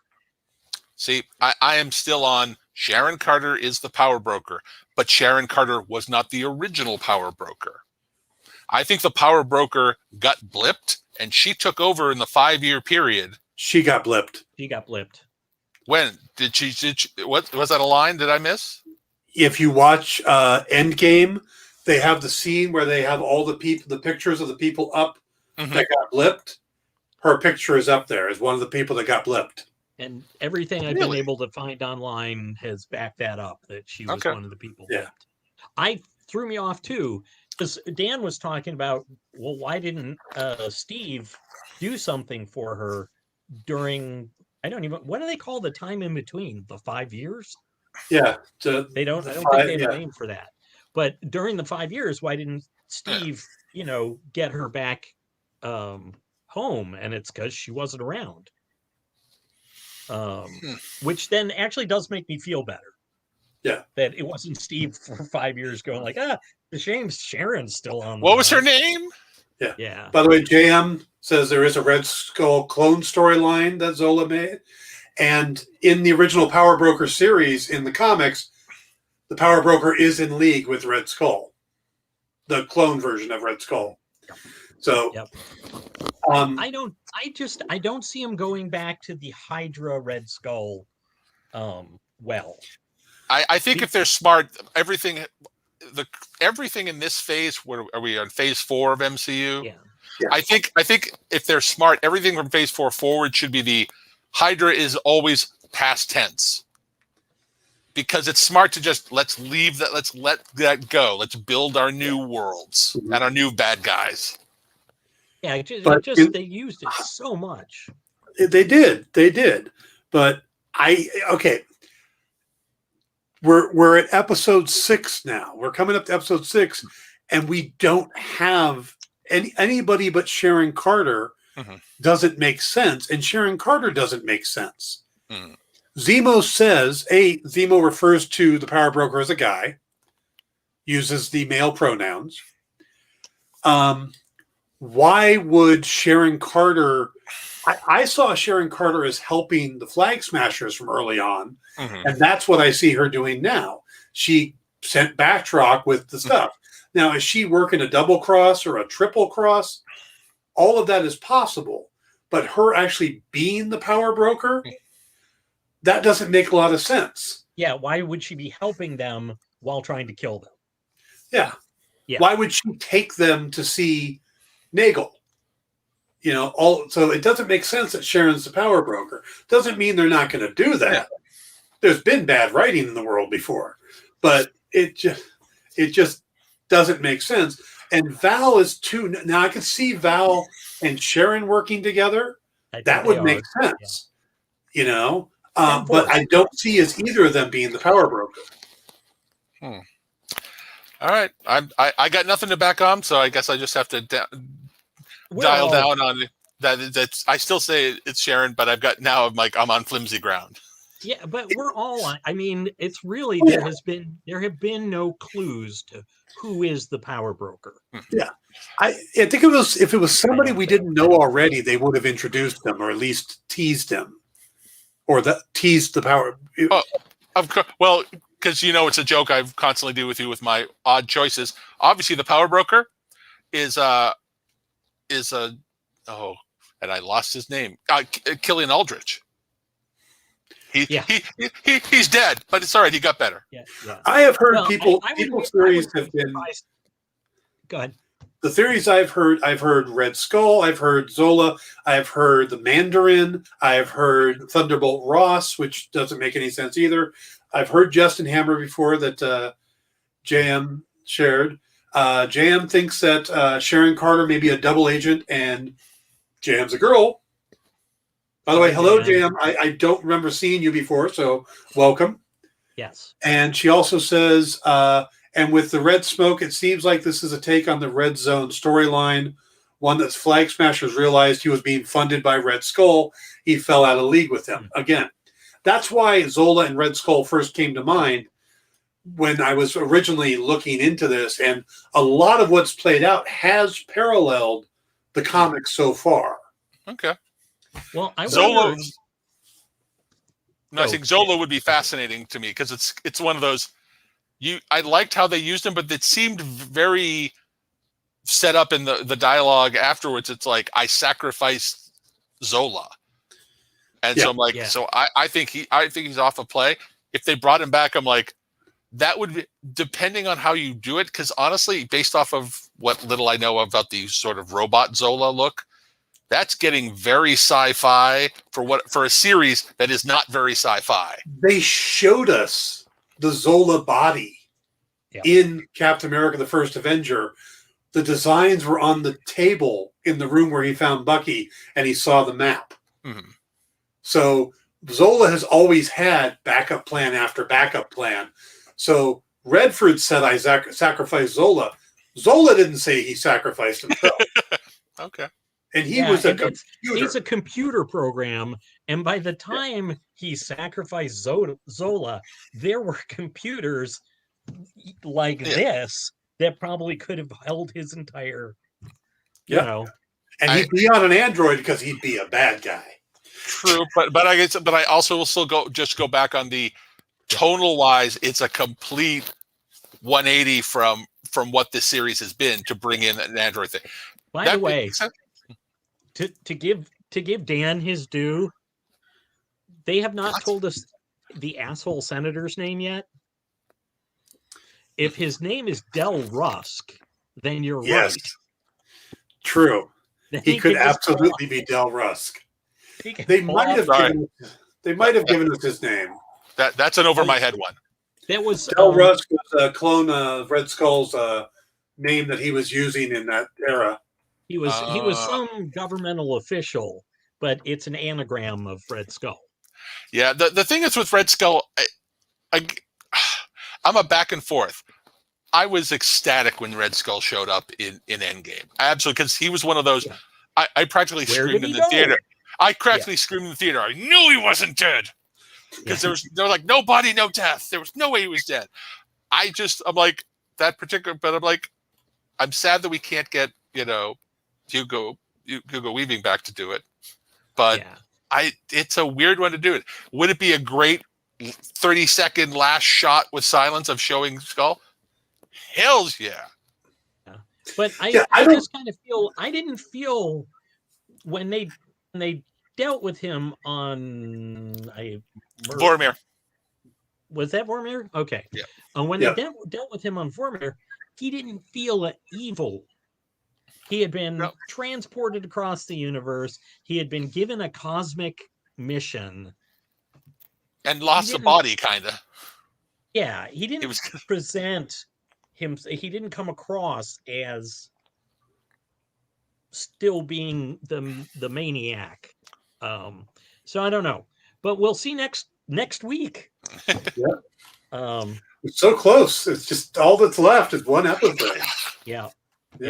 Do we have a minute count for that episode yet? Of how long it's supposed to be? Not yet, but it's supposed to be up in the hour or so area. Mm-hmm.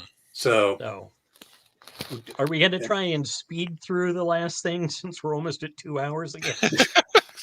I'll take the hit for that one. For it must have been my fault. It was just the two of us last week, and we went 2 hours. Yeah. So, but there's so much in this one. Yeah. The very first episode we did of Popko the Writer was close to 3 hours. Yeah. Okay. So. Yeah. All right. So, but there's so much to talk about in this series. That's the thing. Yeah. And this episode in particular, they packed in the stuff. Yeah. So we still have to get to the training montage in this Raisin Bran. Well, before the training montage, there has to be throwing catch in the backyard moment, which I think is probably one of the best scenes in any MCU project. Just the two of them hucking the shield back and forth against the tree, and talking out their problems, and Bucky apologizing for not realizing that Falcon was black. That's not exactly what he said. But it's the what year was he born in? He may have been on this others, but it's we are talking about two guys who were born in the 1920s. Yep. No. 1900s? No. I think it was Steve 1917? Something like that. Okay, the 19 teens. Yeah. You know what I did like though, where Sam finally came across there, because they both talk about Steve being gone, and then finally Sam goes, "You know what? Doesn't matter what Steve thought. Yeah. You know, and he said it to Bucky, but he was also talking to himself. Yeah. You can't keep letting other people define you." Yeah. Though I did find it kind of interesting that you can pretty much take away from everything Sam said that you have to go back and see Yuri. Yes. That's pretty much what it was. Yeah. You have to go tell Yuri you killed that guy. He didn't know this, but he was telling him. But that's what he was telling him. Yeah. Or just go back and go like, hey, well, he should go back and tell him, but he could just go back and say, I work in intelligence and I looked it up and some assassin killed your son. Although I get the feeling when he finally comes clean with Yuri, Yuri's going to say, well, I knew you were the Winter Soldier. I mean, you've been on the news. About time you told me. I've been waiting. Just like Zemo at the damn statue. And again, I'm just playing writer mode, but it would be interesting if they do that moment to have it be, and he was killed by the Winter Soldier. As an idea where it's like he's realizing that was somebody different. He is not that person anymore. Walker. He's the and I will hunt down the man that. Yes. Believe me, I'll get him. Yuri's son was killed by the one-armed man. Oh, nice. I did like that at the end of that sequence though, that they were both like, he's freezing. You know, they are friends now. Yeah. But they cannot bring themselves to admit it. Oh, we're two guys who have a mutual friend who's gone. The friend's gone. So we're two guys. I can live with that. That was a very buddy cop moment. In fact, what's funny is that feels like, again, that should be the last 2 minutes of the last episode. But it's not, which I'm happier about as well. Yeah. I want to bring one quick thing, which probably leads into one of the other things is I was a little confused. They're playing catch with the frisbee and all that, with the shield. And then we later get the montage where it's like, wait, Sam seemed to be really good with the shield on this moment, and then we're going ahead and he's not as good. Am I missing something? Yes. I think what you're missing is when they were playing catch, they were like throwing it like a frisbee. Bounce one, grab, bounce one, grab. When Sam was training, he was really throwing that thing. It's the difference. It's the difference between playing catch with a football with your father and playing catch with a football with John Elway. Because when they were playing catch, it was a casual thing. When the other thing, he was trying to push himself, and I loved the number of times he ducked. Yeah, where he's like, "Oh, too much," or that too hard. So the tree can, the shield can embed itself in cement, yet he's just going to grab it like this with his hand. Yeah. Which continually brings up are you sure Sam hasn't had the super soldier formula? He's just a very athletic guy. Mm-hmm. But yeah. And those push-ups, that was the difference, those push-ups. Yeah. And the flips, the running flips. Yes. Parkour was all that was needed. This is the first time I noticed in this series where he's running on the path and does the flip. And I think while he's running, he catches it, and then they do him in front of the house and catching it. That's the one time I recognized that it was a stuntman. Because as he turned over, it was just long enough, where I went, that's not Anthony Mackie. But I'm, that's not a complaint. One of the things I'm happy that didn't make the scene, but was in the trailers, is when they're walking away and at one point he says, "And we look good." And it's like, didn't Will Smith already say that in Men in Black? Yeah, wait for the finale. But I really did enjoy that scene, and I thought the bonding between them was excellent, and it's a believable arc from where they were. Earned. Yeah, it's earned. It is definitely earned. And the boat montage was the final thing that needed to happen. And seeing Bucky wake up on a piece of furniture instead of on the floor. Oh, Right. I didn't even think about that. Nice. Yeah. And smile. The smile he had when he saw the kids with the shield. And I love that. Oh, quick, put it back. He's like, But- you were the worst. You are so. He already saw you. You're like Steve's memory, man. Steve's memory. Look what you did to his shield. Well, both that Mhm. and the moment later on, and I'm kind of jumping, but that moment later on where AJ, the younger one, Mhm. Sam's holding the shield and AJ's kind of tracing the star. And, Yeah.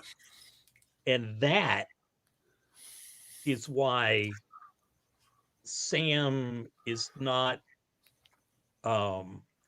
as I don't want to say cynical. That's not the right word, but it's the best one I can come up with. That's why Sam believes that maybe there could be a Black Captain America, because Hopeful. He's AJ, hopeful. yeah, he's hopeful because AJ now sees Cap not as this guy from the 40s, Mhm. but he was Uncle Sam's friend, and he was the hero that saved New York and all this stuff. Yeah. Although he probably wasn't around for New York, but he has positive associations. Yeah. Agreed. Yeah. So we go from there to The- Carly yeah. at the park, And which Dovich I thought, and- Batroc showing up, terrific. Yep. Bringing the case full of stuff, and Dovich is like, whoa, whoa. We're working with criminals now. And again, that's why I want Dovich to be in, and it might be because of Desmond Chime, the actor, Yeah, Mhm. and his connection to the Captain America, that story yeah. about him, how jazzed he was about being able to hold the shield. And maybe I've just connected to him that way. But Mhm. any way you look at it, I want that character to have a redemption arc. Yeah, because It'd be nice. Andrew, I'm going to shut up and let you go second this time. Sadly, I don't know if I have anything with it. I liked how it played out with the idea of we're escalating. And again, her great line with, it's like, haven't you heard? We're criminals. It's like, oh, you're just buying into this now, which is that weird thing with Zemo, where Zemo's right, where it's like, it really does feel like she's gone. Yeah. She's gone too far to be brought back. But then you have Sam, and you're like, all right, can Sam bring her back? Or can bring, if not her, what's left of these other soldiers? Yeah. Yep. And I really do want to see, I'm really hoping that at some point, as phenomenal as that actress is, the character does seem to be over the edge. Yeah. Erin Kellyman. The fact that she's, Erin Kellyman. Yeah. Yes, Erin Kellyman seems fantastic. Yeah. But not seems fantastic, is fantastic. Yeah.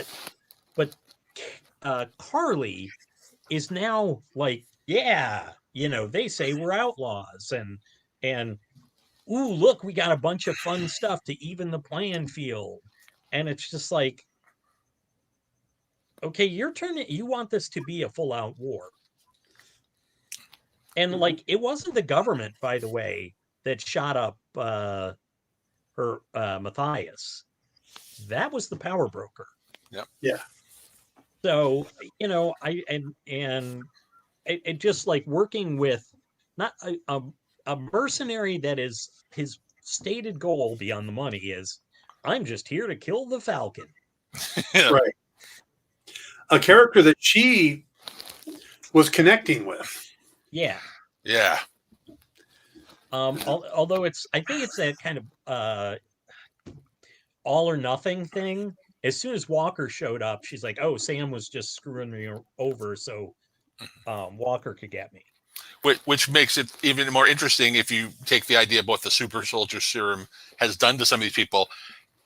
You're seeing basically Walker's paranoia got upped, which is why he came in, which immediately upped her paranoia when he. Yeah. Mhm. Yeah. like I said, though, that's why I'm fascinated by Dovich, because he seems to be dealing with it. Yeah, he's dealing with it, and he's actually like, when and we've been consistently seeing his hesitate, the blowing up the buildings. Like there were people in there, or so he's going along, but I'd like this. Like I said, I want to see him salvaged or redeemed. Plus, a good, strong Asian American, or he's not even Asian American. He's Asian Australian in real life. Yeah, but bring that into the DMCU. I mean, we could, definitely have more super soldiers if they're conscientious ones like him. Yeah. Did anybody else find it really disturbing that just like the entire park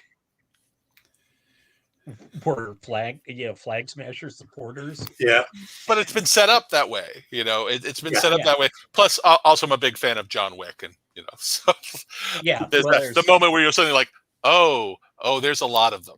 There's a lot of them, and that they're not in Europe. It's like technically, these could have been people that flew over somehow, but I don't think so. I think it's like no, these are Americans who are sympathetic to the flag smasher cause. Yeah. Well, and it's America had to deal with people coming back too. Movement. Yeah. And I'm sure that people coming back in America like that after the blip, I'm sure we dealt with them very well. Yes. Yeah. Oh yeah. Yeah. Definitely. I did find it interesting though that she went ahead and activated them. Just seems a little early. It's like just testing. Thanks. Yeah. We'll call you later. Although I think what happened was that she gave instructions because that could have been, because then later we see two of the guys that were in the park are guards for the GRC summit. Yeah. And you all are staying away from Hydra. That sure seemed very Hydra-like. One world, one people. Oh, Hydra. It was just very reminiscent. Yeah, but I'm hoping not. Like I said, that's the old way. That's the old way. And who brought the dry ice? That thing started filling up with smoke or whatever so quickly. Smoke bombs. Red lights go on and all that stuff's coming up. It's like smoke bombs. That's easy. You can have smoke canisters on just about anywhere. I'm driving myself nuts here because right now, right below the park, I have "I'll take it from here," and I can't remember who said it, but it struck me enough that it was like, oh, I'll definitely remember what this. I'll take it from here. Yeah, somebody that was Falcon on the phone with Torres, who said, we got a ping from New York. Oh, right. And he's watching the GRC thing, and he goes, I'll take it from here. And then he goes and does the Marcellus suitcase from Pulp Fiction thing, opens it up, looks inside, we get the light, but we don't get to see what's in it. Yeah. We all know what's in it. Gwyneth Paltrow's head. What's in the box? Pepper. What's in the box? Spoiler. That's right. They killed Pepper. Say what movie it's from. It's a collection of Gwyneth Paltrow heads. Is it wrong that now I want to see the Photoshop where they do the reverse shot and it's the head, but it's the rescue head?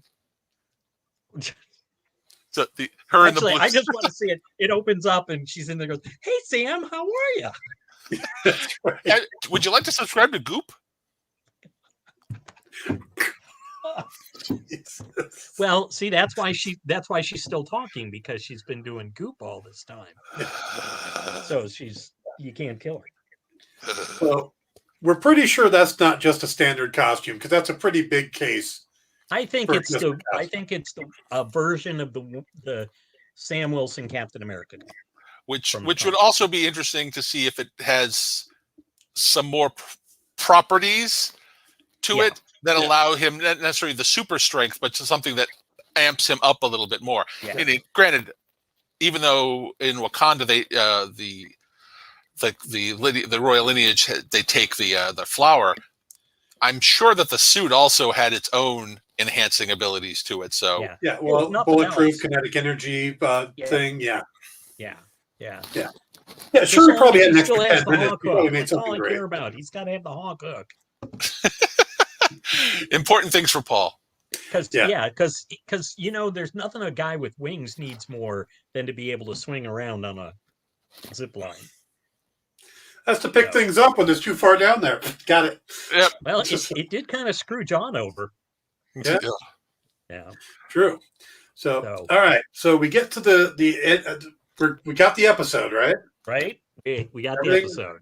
Okay. We get to the end credits, and suddenly it's John Walker being Tony Stark and building the shield out of a box of scraps. I'm just like, where is that? Like, suddenly every guy is like, oh, wait a second, Bucky's out there, fixing a boat because he knows everything about a boat, telling Sam, no, there's no screw that goes into this gear, and now we got John out there playing blacksmith. I didn't know how to do this. Like, he had in high school. It was off screen. There was his phone was showing a YouTube. Yeah. There was a cosplay video. The cosplay video of how to build your own shield. Yeah, I thought it was weird because when I was looking at it, it had too many rings. So I think that there's going to be like maybe it's bigger. Or I think it's going to be it's a toboggan. It's that I think there'll be like a ring, like the centerpiece, and then a support ring. Mm-hmm. So it'll be kind of double thick. Anyway, but I was looking at it going like, that doesn't quite match up. But there's a scene from this recent trailer. Thank you, JM. I know I'm a goofball. Hey, she might be laughing at the toboggan joke. Could be. But I think it's in the mid-season trailer. There's a scene of him walking down the street in New York, and you get a little bit of this shot of the new shield. And it's definitely a different shield. Yeah. Just the shield. Yeah. He's not actually wearing. I was wondering if he'd go for a stealth costume that was more dark. Yeah. Well, I don't want to say for sure because you can never trust toys. Right, but there is the toy that came out there, the toy photos of him in the black outfit saying U.S. agent. Yeah. But we'll see. Yeah. We'll see. I could see that as being like a post-credit scene in the next one where like Val gives him a whole new. Which becomes an interest. That shield is going to turn into. It's going to fold like toilet. Oh my god! Oh yeah. He throws it that first time, it goes right off the edge of a building. Yeah. Oh, here. Why didn't you make it out of cardboard? And just one more thing for the toy aspect, because justify my existence on here, which is also definitely for Dan. You know that they've announced Walmart has an exclusive John Walker Captain America figure with a separate unmasked head, so you can own it and punch his head as much as you want. And it's actually done up. The box looks very similar to what they used for the scene when they introduce him, like the very star spangly red, white, and blue. So do his ears stick out? I didn't. He looks like Carl from Up. If you go to Walmart.com, I don't get any money for that. You could probably find out. Well, it's interesting because the next time we see him, the helmet does not fit so poorly. Yeah. No, they made that helmet extra goofy because they wanted us to hate him, and I think they went, oh, too far, back it up. Yeah. Meanwhile, all they needed was Wyatt Russell.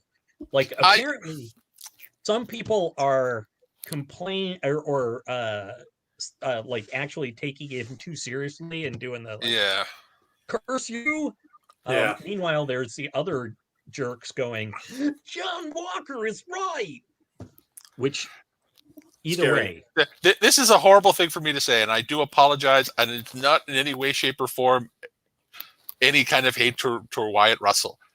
There are certain actors that I think look better and less punchable with facial hair than without. And I'll leave it at that. He's actually got, right now, he's got a beard. Yep. And a lot of his other roles that he's done, if you've seen him before, like I think like Overlord. Okay. and he's also, by the way, really good in that. That's a fun movie. Yeah. But there are just some actors that I honestly think just the facial hair in any way, shape, or form turns them from one person to another. Plus, he's an ex-hockey player. That was his thing before acting, and that's just part of you. You have to grow a beard by the end of the season. Mm-hmm. Jan says, "So excited to see Val interact with John. The card she gave him reminds me of the Hellfire Club. See, mentioned that earlier. The whole black and white. Yeah, which is super exciting. It reminded me of the group that inspired the Flag Smashers Ultimatum. Yeah, and the Flag Smasher was in black and white in the original too. Yeah. And of course, he was one person, not. And I'd also say that just in general, the Hellfire Club is kind of one of those things that when you think of them, you think of X-Men. Yeah, I don't think they're going to touch anything that has to do with X-Men for a few years. And certainly, at least not through Phase 4. And what? And through Phase 4, he said. Oh, through we won't do it in Phase 4 at least. Yeah, but hey, dream big, JM. Yes, it could be. We could be all wrong, and God knows if you saw the episode with me when we did WandaVision, I was so wrong, so flames, so wrong. Oh, we've got so many things wrong on WandaVision. It's ridiculous. Yeah, I didn't. Liar! I was only on one episode, and I said, Agnes is absolutely not. She's absolutely positively working for somebody. We all thought that. I'm with you on that. I thought the big bad was Dottie. I still say the big bad was Dottie. Yeah, it's a long goal. Yeah. Oh, they were. Yeah, that's why we're speculating a little less. Yeah, we're trying to keep the speculation. I'm sticking my speculation to the comics, but then I did then too, and Mephisto was part of that storyline in the Wanda and the Vision and Scarlet Witch comics. So my speculations do tend to come from the history of the comics. Mm-hmm. But yeah, they were humbling, and I did get out there on a few things like Wonder Man. Yeah. Oh, you were so sold on Wonder Man. I was. I really thought he was coming in. I thought Simon Williams was coming. But then, of course, they never did tell us who the relocated witness was. So, but let's get back to this. We're going long here. Yeah. Tell the affiliates we're going long. Like John Walker when he was quarterback in the Custer Grove High School. Where are we going? How's this going to end? Andrew, you're our main guest tonight. What do you see as how's this going to wrap up? What are the highlights from the finale? I think we get one more chance of Sam trying to talk Carly down. I think Carly gets taken out, whether that's by death or by prison, by them. I think it's possible that Sam might let. I'm sorry, you guys knew better. The second in command guy, Dovich, might let them go, as the idea of you guys. You guys aren't wrong. She was the one that kind of did this. She has to pay for her crimes, because it also would play off of the Isaiah Bradley of putting these guys in prison for basically fighting for something that they deserve to have. I think we're done with Zemo. I think the power broker, there has to be a reveal and probably a last minute kind of thing. And I'm trying to think of anything else to there. And you're right. And I think Bucky has to go admit what he did as Winter Soldier. That's pretty much the big beats I got. I think the only thing I can't figure out is where your big action finale takes place. Where in New York do you do that? Do you still keep them in that building? Because I'm not sure if that was supposed to be the UN or something else, but I don't know where that plays out. Yeah. And then okay, this is my weird one off the top. There's a fight between Bucky Sam, and Walker. Times Square. Oh, for the nice For a big like whole world watching type of thing. Yeah. And connected to the Ryu. With Steve when he Steve's return from Shield, he ran into Times Square and went. And I think definitely and obviously I think we're seeing Sam becomes Captain America and doesn't give a crap if it's government approved or not. Okay. That's what I got. Okay, Paul, go for it. I think there's so many questions unanswered. Mm-hmm. I mean, I think there's, despite the fact that I was trying to pin it on Val, I think there's a good chance that Senator No Name, who has been there every step of the way, might be the power broker, because he's been around, but he's sort of background. He's both at the forefront and in the background of this. I have a hard time believing that there's no more Isaiah, but I wonder if it'll just be a reaction shot of him when Sam goes into action in his Star-Spangled Flight suit. Bucky's definitely going to go actually make amends as opposed to what Sam said, avenges. He wasn't doing amends, he was avenging. I kind of wonder if Sharon isn't going to be the one that ends up taking out Carly. Oof. Because she's a deadly sniper, as we saw. But I do think we're going to find out that Sharon is not as jaded and embittered as she says she is. I have no justification to that, except that I love Sharon. What was the... And I think we are going to find out that Val is going around trying to do, basically, I think she's gathering up Avengers, but I think that she's specifically looking for people that she has she's got leverage on. Because she just came across as the kind of person that's in that brief thing, she still came across to me as somebody who's willing to go pretty far to get what she wants.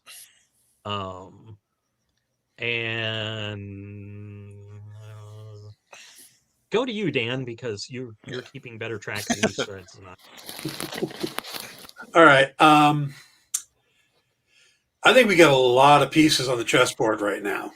And I think we won't see Val again until the very end, where I think she will swoop in and get Walker out of there before he gets arrested or taken away or whatever. I think that there's going to be a fight between Sam and Batroc, which will be kind of the passing of the torch, because in the beginning, Batroc was really kind of kicking his butt. Yeah. And he just got away and stuff. So I think there'll be a clear victory, which will be kind of the passing of the torch, because Steve beat Batroc. Yeah. I think that I'm hoping that there's a redemption moment for Dovich. I think Carly is going... I don't think Carly's going to get killed. I think she's going to get taken in. Because I think there's potential for the character. I hope that she's and a slightly darker aspect. We can experiment on her for the super soldier formula, since there's none left. Yeah, she could be taken to the raft. She'll end up playing chess with Zemo. Yeah. I think... ironic. I think we're going to... I don't necessarily... Well, the Sharon thing is really bizarre, because she's doing all these contradictory things. Yeah. Mhm. She's hiring Batroc to help. Maybe she hired Batroc to take out Carly. You know, she puts him there so he can actually kill Carly. Yeah. That seems like a stretch, but there's just so much going on with Sharon. Yeah. We don't know why she hired Batroc to get the guy that Sam rescued. Right. Well, there's a scene where when Sam first becomes Captain America in the comics, Steve Rogers, who's old man Steve at that point, hires Batroc to fight Sam to kind of prove to Sam that he could be Captain America. Mm-hmm. So maybe Sharon's working for Steve. You know, maybe Steve is still kind of manipulating things from the base on the moon. Oh crap! Yeah, No, there's okay. That would be way into our conspiracy level that we did with WandaVision. But talk about a jaw-dropping last-minute shot of which would be a very interesting tie if you did it to the last Avengers story. Yeah, you remember that comic? Mm-hmm. Yes, to do that kind of shadowy. Yeah, because everyone has that question. What happened to Steve after in Endgame? Yeah. He just kind of disappeared. Yeah. Jim says Sharon could be pulling a Nick Fury from Winter Soldier. Yeah. Yeah. That is true. By the way, I looked that up. At no point does Nick Fury ever say that he hired Batroc. The only person who says that he hired Batroc is Robert Redford. Alexander Pierce. Who is not exactly a trusted narrator. Yeah. And unreliable narrator. Unreliable narrator. And then Steve asks Nat, and she says, well, that would make sense. So, yeah, she doesn't, but she didn't actually, JM was saying Black Widow also said it, but she doesn't say that he did it, simply that it makes sense if he did. Yeah. Because I literally watched the entire movie just to check that because Dan and I were arguing last week. But I am more convinced now that he did. And then, as he said, I sent the world's greatest soldier or history's greatest soldier to make sure that they were okay. But also got to keep in mind that the only one who says that Nick Fury put Sharon next to Steve's apartment is Sharon. Mm-hmm. Yeah. And the next time we see her, she's reporting directly to Pierce. Well, that's because at that time, Fury was dead. Uh-huh. But I'm just saying that she could be Hydra all along. No, she is Madam Hydra. Captain America. Oh, sorry. Yep. So but I think Sharon is playing all ends against the middle. I don't think the revelation of who the power broker is matters to the story. So I think if we get it, it'll be a setup for other things at this point. Yeah. It's the for lack of a better word, the obviousness of them hiding that has been from the start. Yes. That is an information drop that if they don't kind of deal with is like, really? I mean, it's not like the witness thing from WandaVision. It's like, no. This is a major mover and shaker through the entire storyline. Yep. If you're not going to relieve it, then why are you playing that? You know, unless you do something really crass in 70s or 80s and just kind of do from the back shot of somebody from a chair so you never actually reveal it. I'm like, something's got to play. Yeah, so I think if we do get the reveal, it's going to be there's a good chance it's the post-credit scene. Mm-hmm. That we finally, maybe Sharon shows up, we find out she's working for the power broker, or somehow we see the power broker. Or Val takes John to meet the power broker. Could be. And it turns out it was Agatha all along. Oh, stop that. Stop it. It was Mephisto. The power broker. Wait, doing a little Zemo dance. Little Zemo. Zemo I love in the extended one where he's like, "Oh, Daniel Bruhl is a treasure." And He I is. didn't really love him in Civil War. But it's obvious how much they let him play and how much he really came to play with that. Yes. With that, just that hair edge of, is he going over the top? And it's like, no, he pulled it back just enough. Yeah. You know, I'm sorry. My favorite thing is still him at the bar and just like, basically like, yeah, you have to go attack and kill that guy. And it's and Sam's like, you can't have him. It's like, if you mess with him doing this, you blow our cover and we're all going to die. Mixed with the, I get to watch Winter Soldier go kick the shit out of people. Which at that point, Bucky is so easily falling back into that. Yeah. But Zemo Zemo really wants to convince Bucky that's all he is. I think he's that's what he is, because that supports his idea that all super soldiers are bad. Yeah. I can see that absolutely. But trying I think we've just got so many threads left open that it's just going to be this giant episode. I don't mean giant as in 75 hours long. It's going to be just like this episode where they just pack so much into it. I mean, interestingly enough, that's what they did. They didn't even. They already started the big sort of end fight sequence or end action sequence at the end of this episode. It's like, oh no, because we're all like, oh, something's going to happen. It's like, oh yeah, but that'll be next episode. Nope. We're already in motion. It is possible, though. In media res. It is also possible that we're going to tune in. We'll see what happened at the GRC, and then Bucky and Falcon have to deal with them after the fact in some deserted warehouse. Maybe, but that sequence of Torres calling Sam seems like Sam's in motion. Yes, that's why he's in Louisiana. Yes, he's in motion. He's got dragons. Not only is he in Louisiana, he's dramatically pausing over his new suit. He could have saved people, Sam, if you hadn't dramatically paused over the box. I'm telling you, it's a Wakanda suit. He's probably going to be able to get to New York pretty darn quick.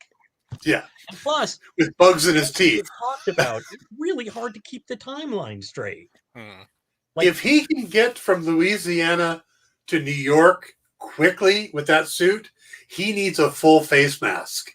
Yeah, he always needed a full face mask as far as I'm concerned. The goggles, it's like the goggles, I'm like, oh, that's nice. But, to quote Simpsons, the goggles, they do nothing. Very nice. Rainier Wolfcastle as Radioactive Man. Yeah. The goggles, they do nothing. Oh, very nice. Yeah, like I said, but I am still fascinated to see that with 6 episodes, I'm like, I don't know how they can clear up so many things. And if they're not going to, there don't feel like there's a lot of hanging story threads that wouldn't feel cheap at not finishing them up. Do you know what I mean? They need to resolve the Flag Smashers. Yes. Yep. They need to give us either what the hell is going on with Sharon or a big hint that it's going to be something continued elsewhere. Yeah. We need either a tease or a revelation on the power broker. Mm-hmm. And we can get a hint that Val's up to something more. Yeah, I don't even need the Val thing. I'm like, I'm fine with them leaving off of that or doing it maybe as a post-credit.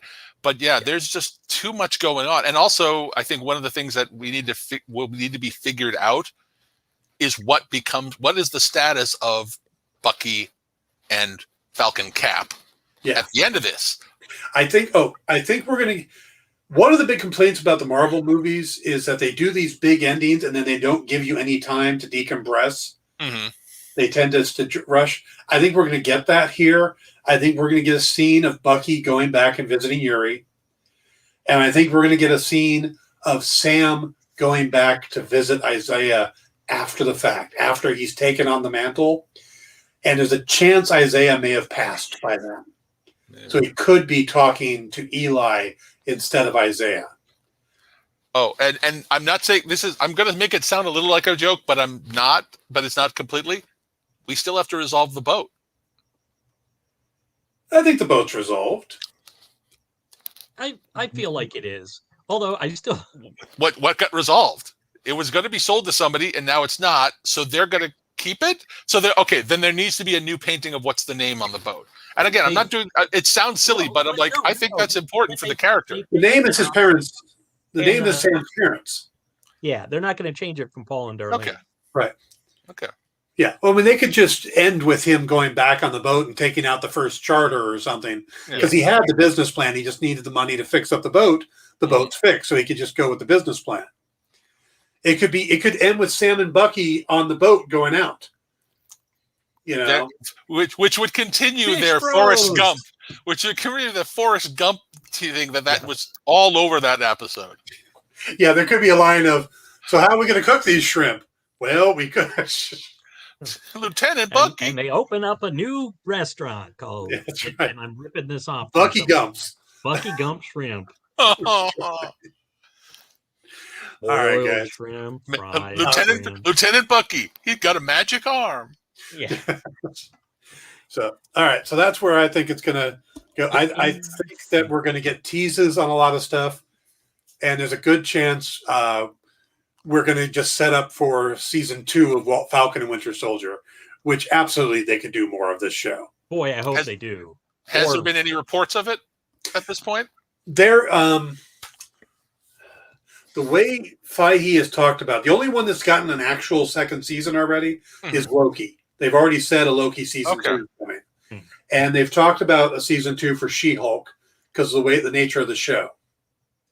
Okay. Feige has said that he is open to it. Wasn't created with the idea of a second season, but he is open to it, and they have discussed some ideas. Yeah. WandaVision, there's been no talk about it that I'm aware of, but those numbers numbers so self-contained, though. Yeah, I can understand if they don't do anything with that, but but they could do something about Wanda trying to reconnect to the White Vision.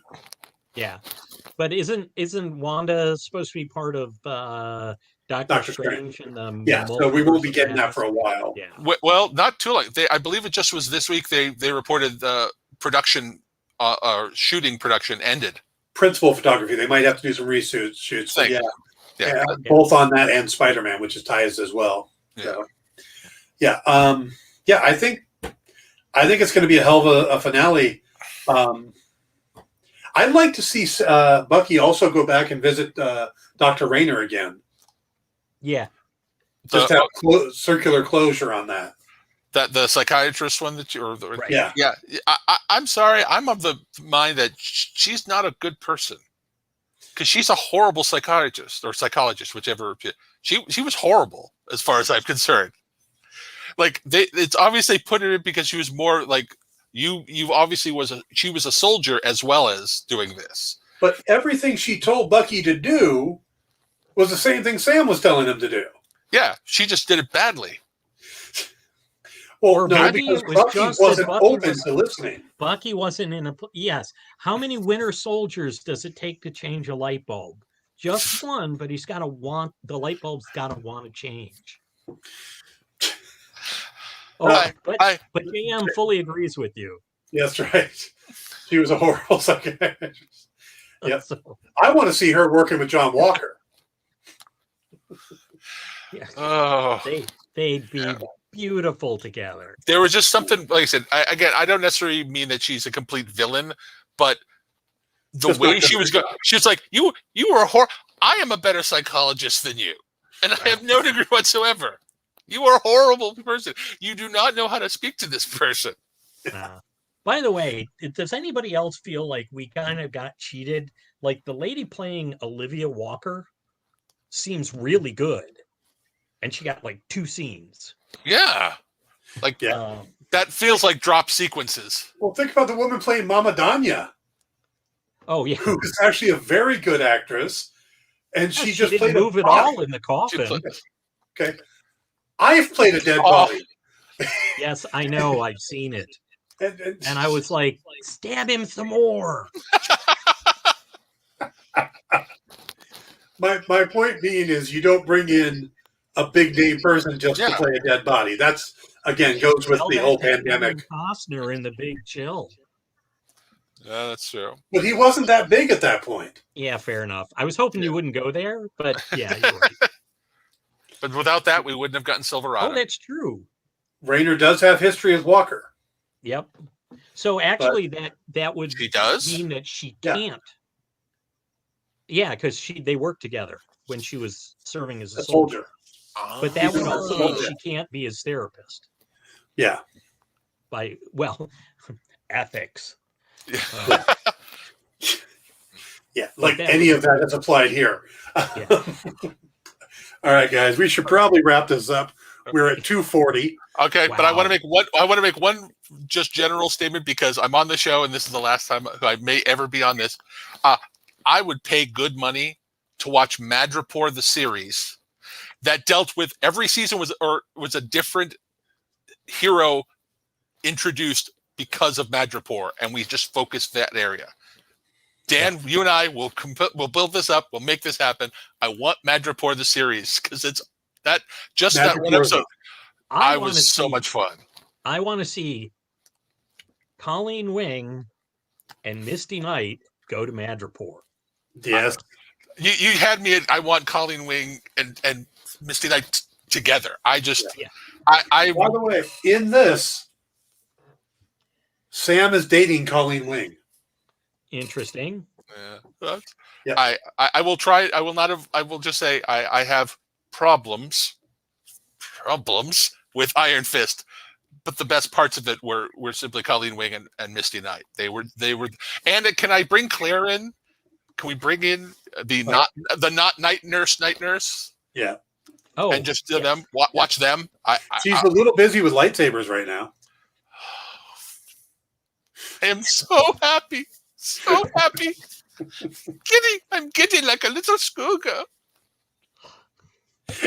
And Swiss? yes. Yeah, which actually reminds me, because you veered into Zola territory with that accent, which was actually, Captain, I am Swiss. I watch Winter First Soldier mistake. again. First correction. I am Swiss, not German. Oh, I would love to. Oh, by the way, as much as I don't think it would happen, bringing Zola back would be worth it just because that actor is amazing. Toby Jones. Toby Jones, and especially probably be, hey Toby, we just need you to do voiceover. Yeah. We just need you to be a face on a screen on the chest of an android. On the chest of an android. How is this guy one of the brilliant minds of the Axis Party? And he comes up with an android with a face on the chest. Well, because it's so easy to knock a head off, especially when you're fighting a guy with a shield. We all know how. Hey, give him credit. What year was this? 1943, 44? He invented TV before we had it. I want to see a conversation between Arnim Zola and the leader. Just want to hear the two of them have a discussion. I think they argue a lot. Yeah, Toby Jones and what is the name of the Samuel Stern that's the but what's the actor's name? Yeah, I just realized. No, that's the leader's name.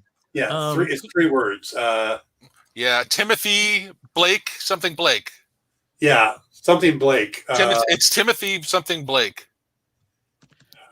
Okay, looking up now. I'm typing. I'm sad that I can't remember it off the top of my head. I'm losing it in my old age. Tim Blake Nelson. Yep. Tim Blake Nelson. It came to me before I got to the page. But yeah, I think the two of them just in a conversation would be brilliant to watch. But wait, let's do the real synergy. And then let's bring Patton Oswalt to voice MODOK from his cartoon series and have the three of them together. And we'll call it My Dinner with Arnim. Actually, nice. See, I would kill just to see MODOK, who has basically no body, talking to Arnim Zola. Who has no head.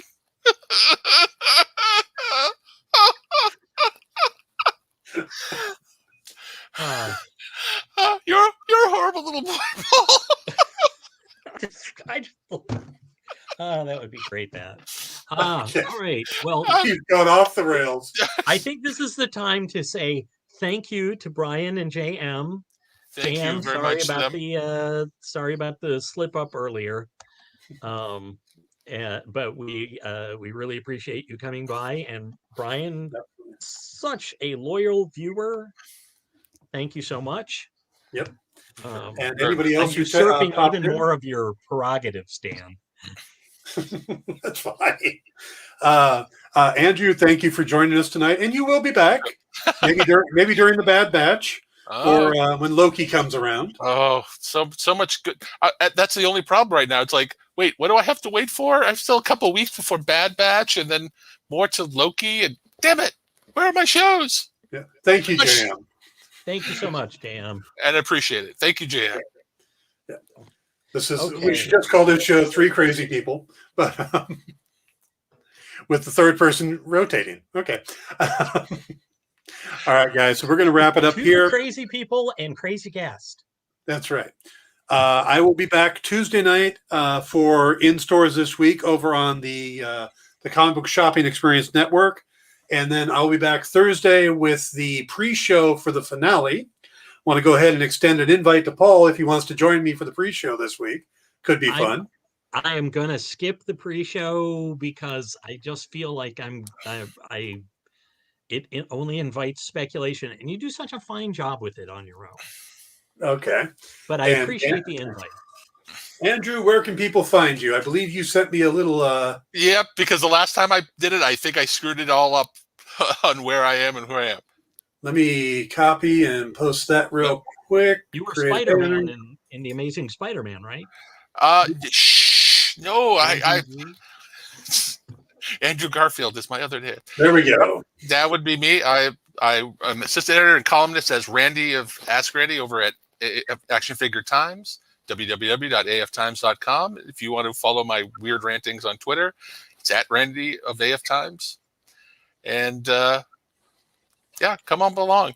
Why is it Randy at AF Times? Because I have been online so long.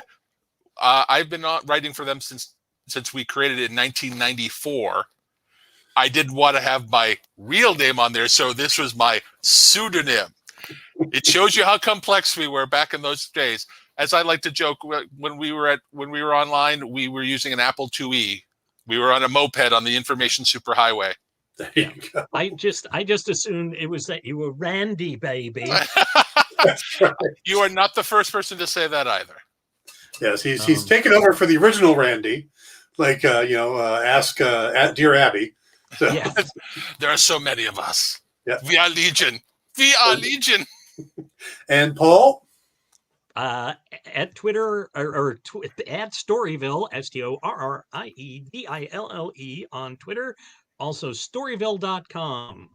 And Paul D. Story on Facebook, which doesn't make much sense. And everything entertaining I say is on Twitter. All right. And you guys probably already know where to find me since you're currently watching this. But just in case, if you've missed any of the episodes, they're all up on YouTube, including which has become the most popular video on my site, The Psychology of Villainy, where I break down why they keep getting Lex Luthor wrong in all the movies. So that really has become like... Congratulations on that. Every other video I've got. You're saying that John Cryer is the best Lex Luthor. Actually, John Cryer and Michael Rosenbaum are probably two of the best. Yeah, yeah. It's So you guys can check that out. I will be working on a new one. I'm going to do the Riddler because I think we've been getting him wrong too. People seem to like to consider him to have OCD, and I don't think it's OCD. And how do you make him different from Joker? Lots of ways. That's called a setup for you. Yeah. Yep. It's all about the rules. Yeah. Well, you got to figure that Frank Gorshin probably, set that the wacky tone, and was masterful. Oh yeah. But what's interesting is that the Riddler wasn't really a popular character when Gorshin played him. He had appeared like twice in history, was gone, and then someone brought him back because they just needed a villain of the week or a villain of the month, and that happened to be the comic they picked up when they decided to do the Batman TV series. So they went, "Oh, the Riddler, we'll make him the first villain." And it's a good gimmick. Yeah. I mean, And Gorshin brought the kind of whatever you want to bring to that character to it. I mean, honestly, that laugh of his is both, amazing and menacing. There's a menace to that. Yeah. And the fact that he went to the costume department going, "I'm tired of a onesie. Can I have a suit?" And that's kind of become such a trademark for the character, instead of the onesie now. It's just, Gorshin made that character. We're far afield from Falcon and the Winter Soldier at this point, and coming up on 3 hours. So, I almost feel like we should hit 3 hours just to, Do you want to turn this into the longest episode? I'm thinking, but by the way, this is pop culture, not just Falcon and Winter Soldier. We just happen to be focused on that one tonight. Fair enough. Or lack of focus. Lack of focus. And Whirl. Yes, that's where we'll call it a night. Thank you guys for everything. Dan. Thank you to the audience, and we will see you soon. Have a great night. Thanks, Andrew. Nice to meet you. Thank you, Paul. Good to meet you. Later, Dan.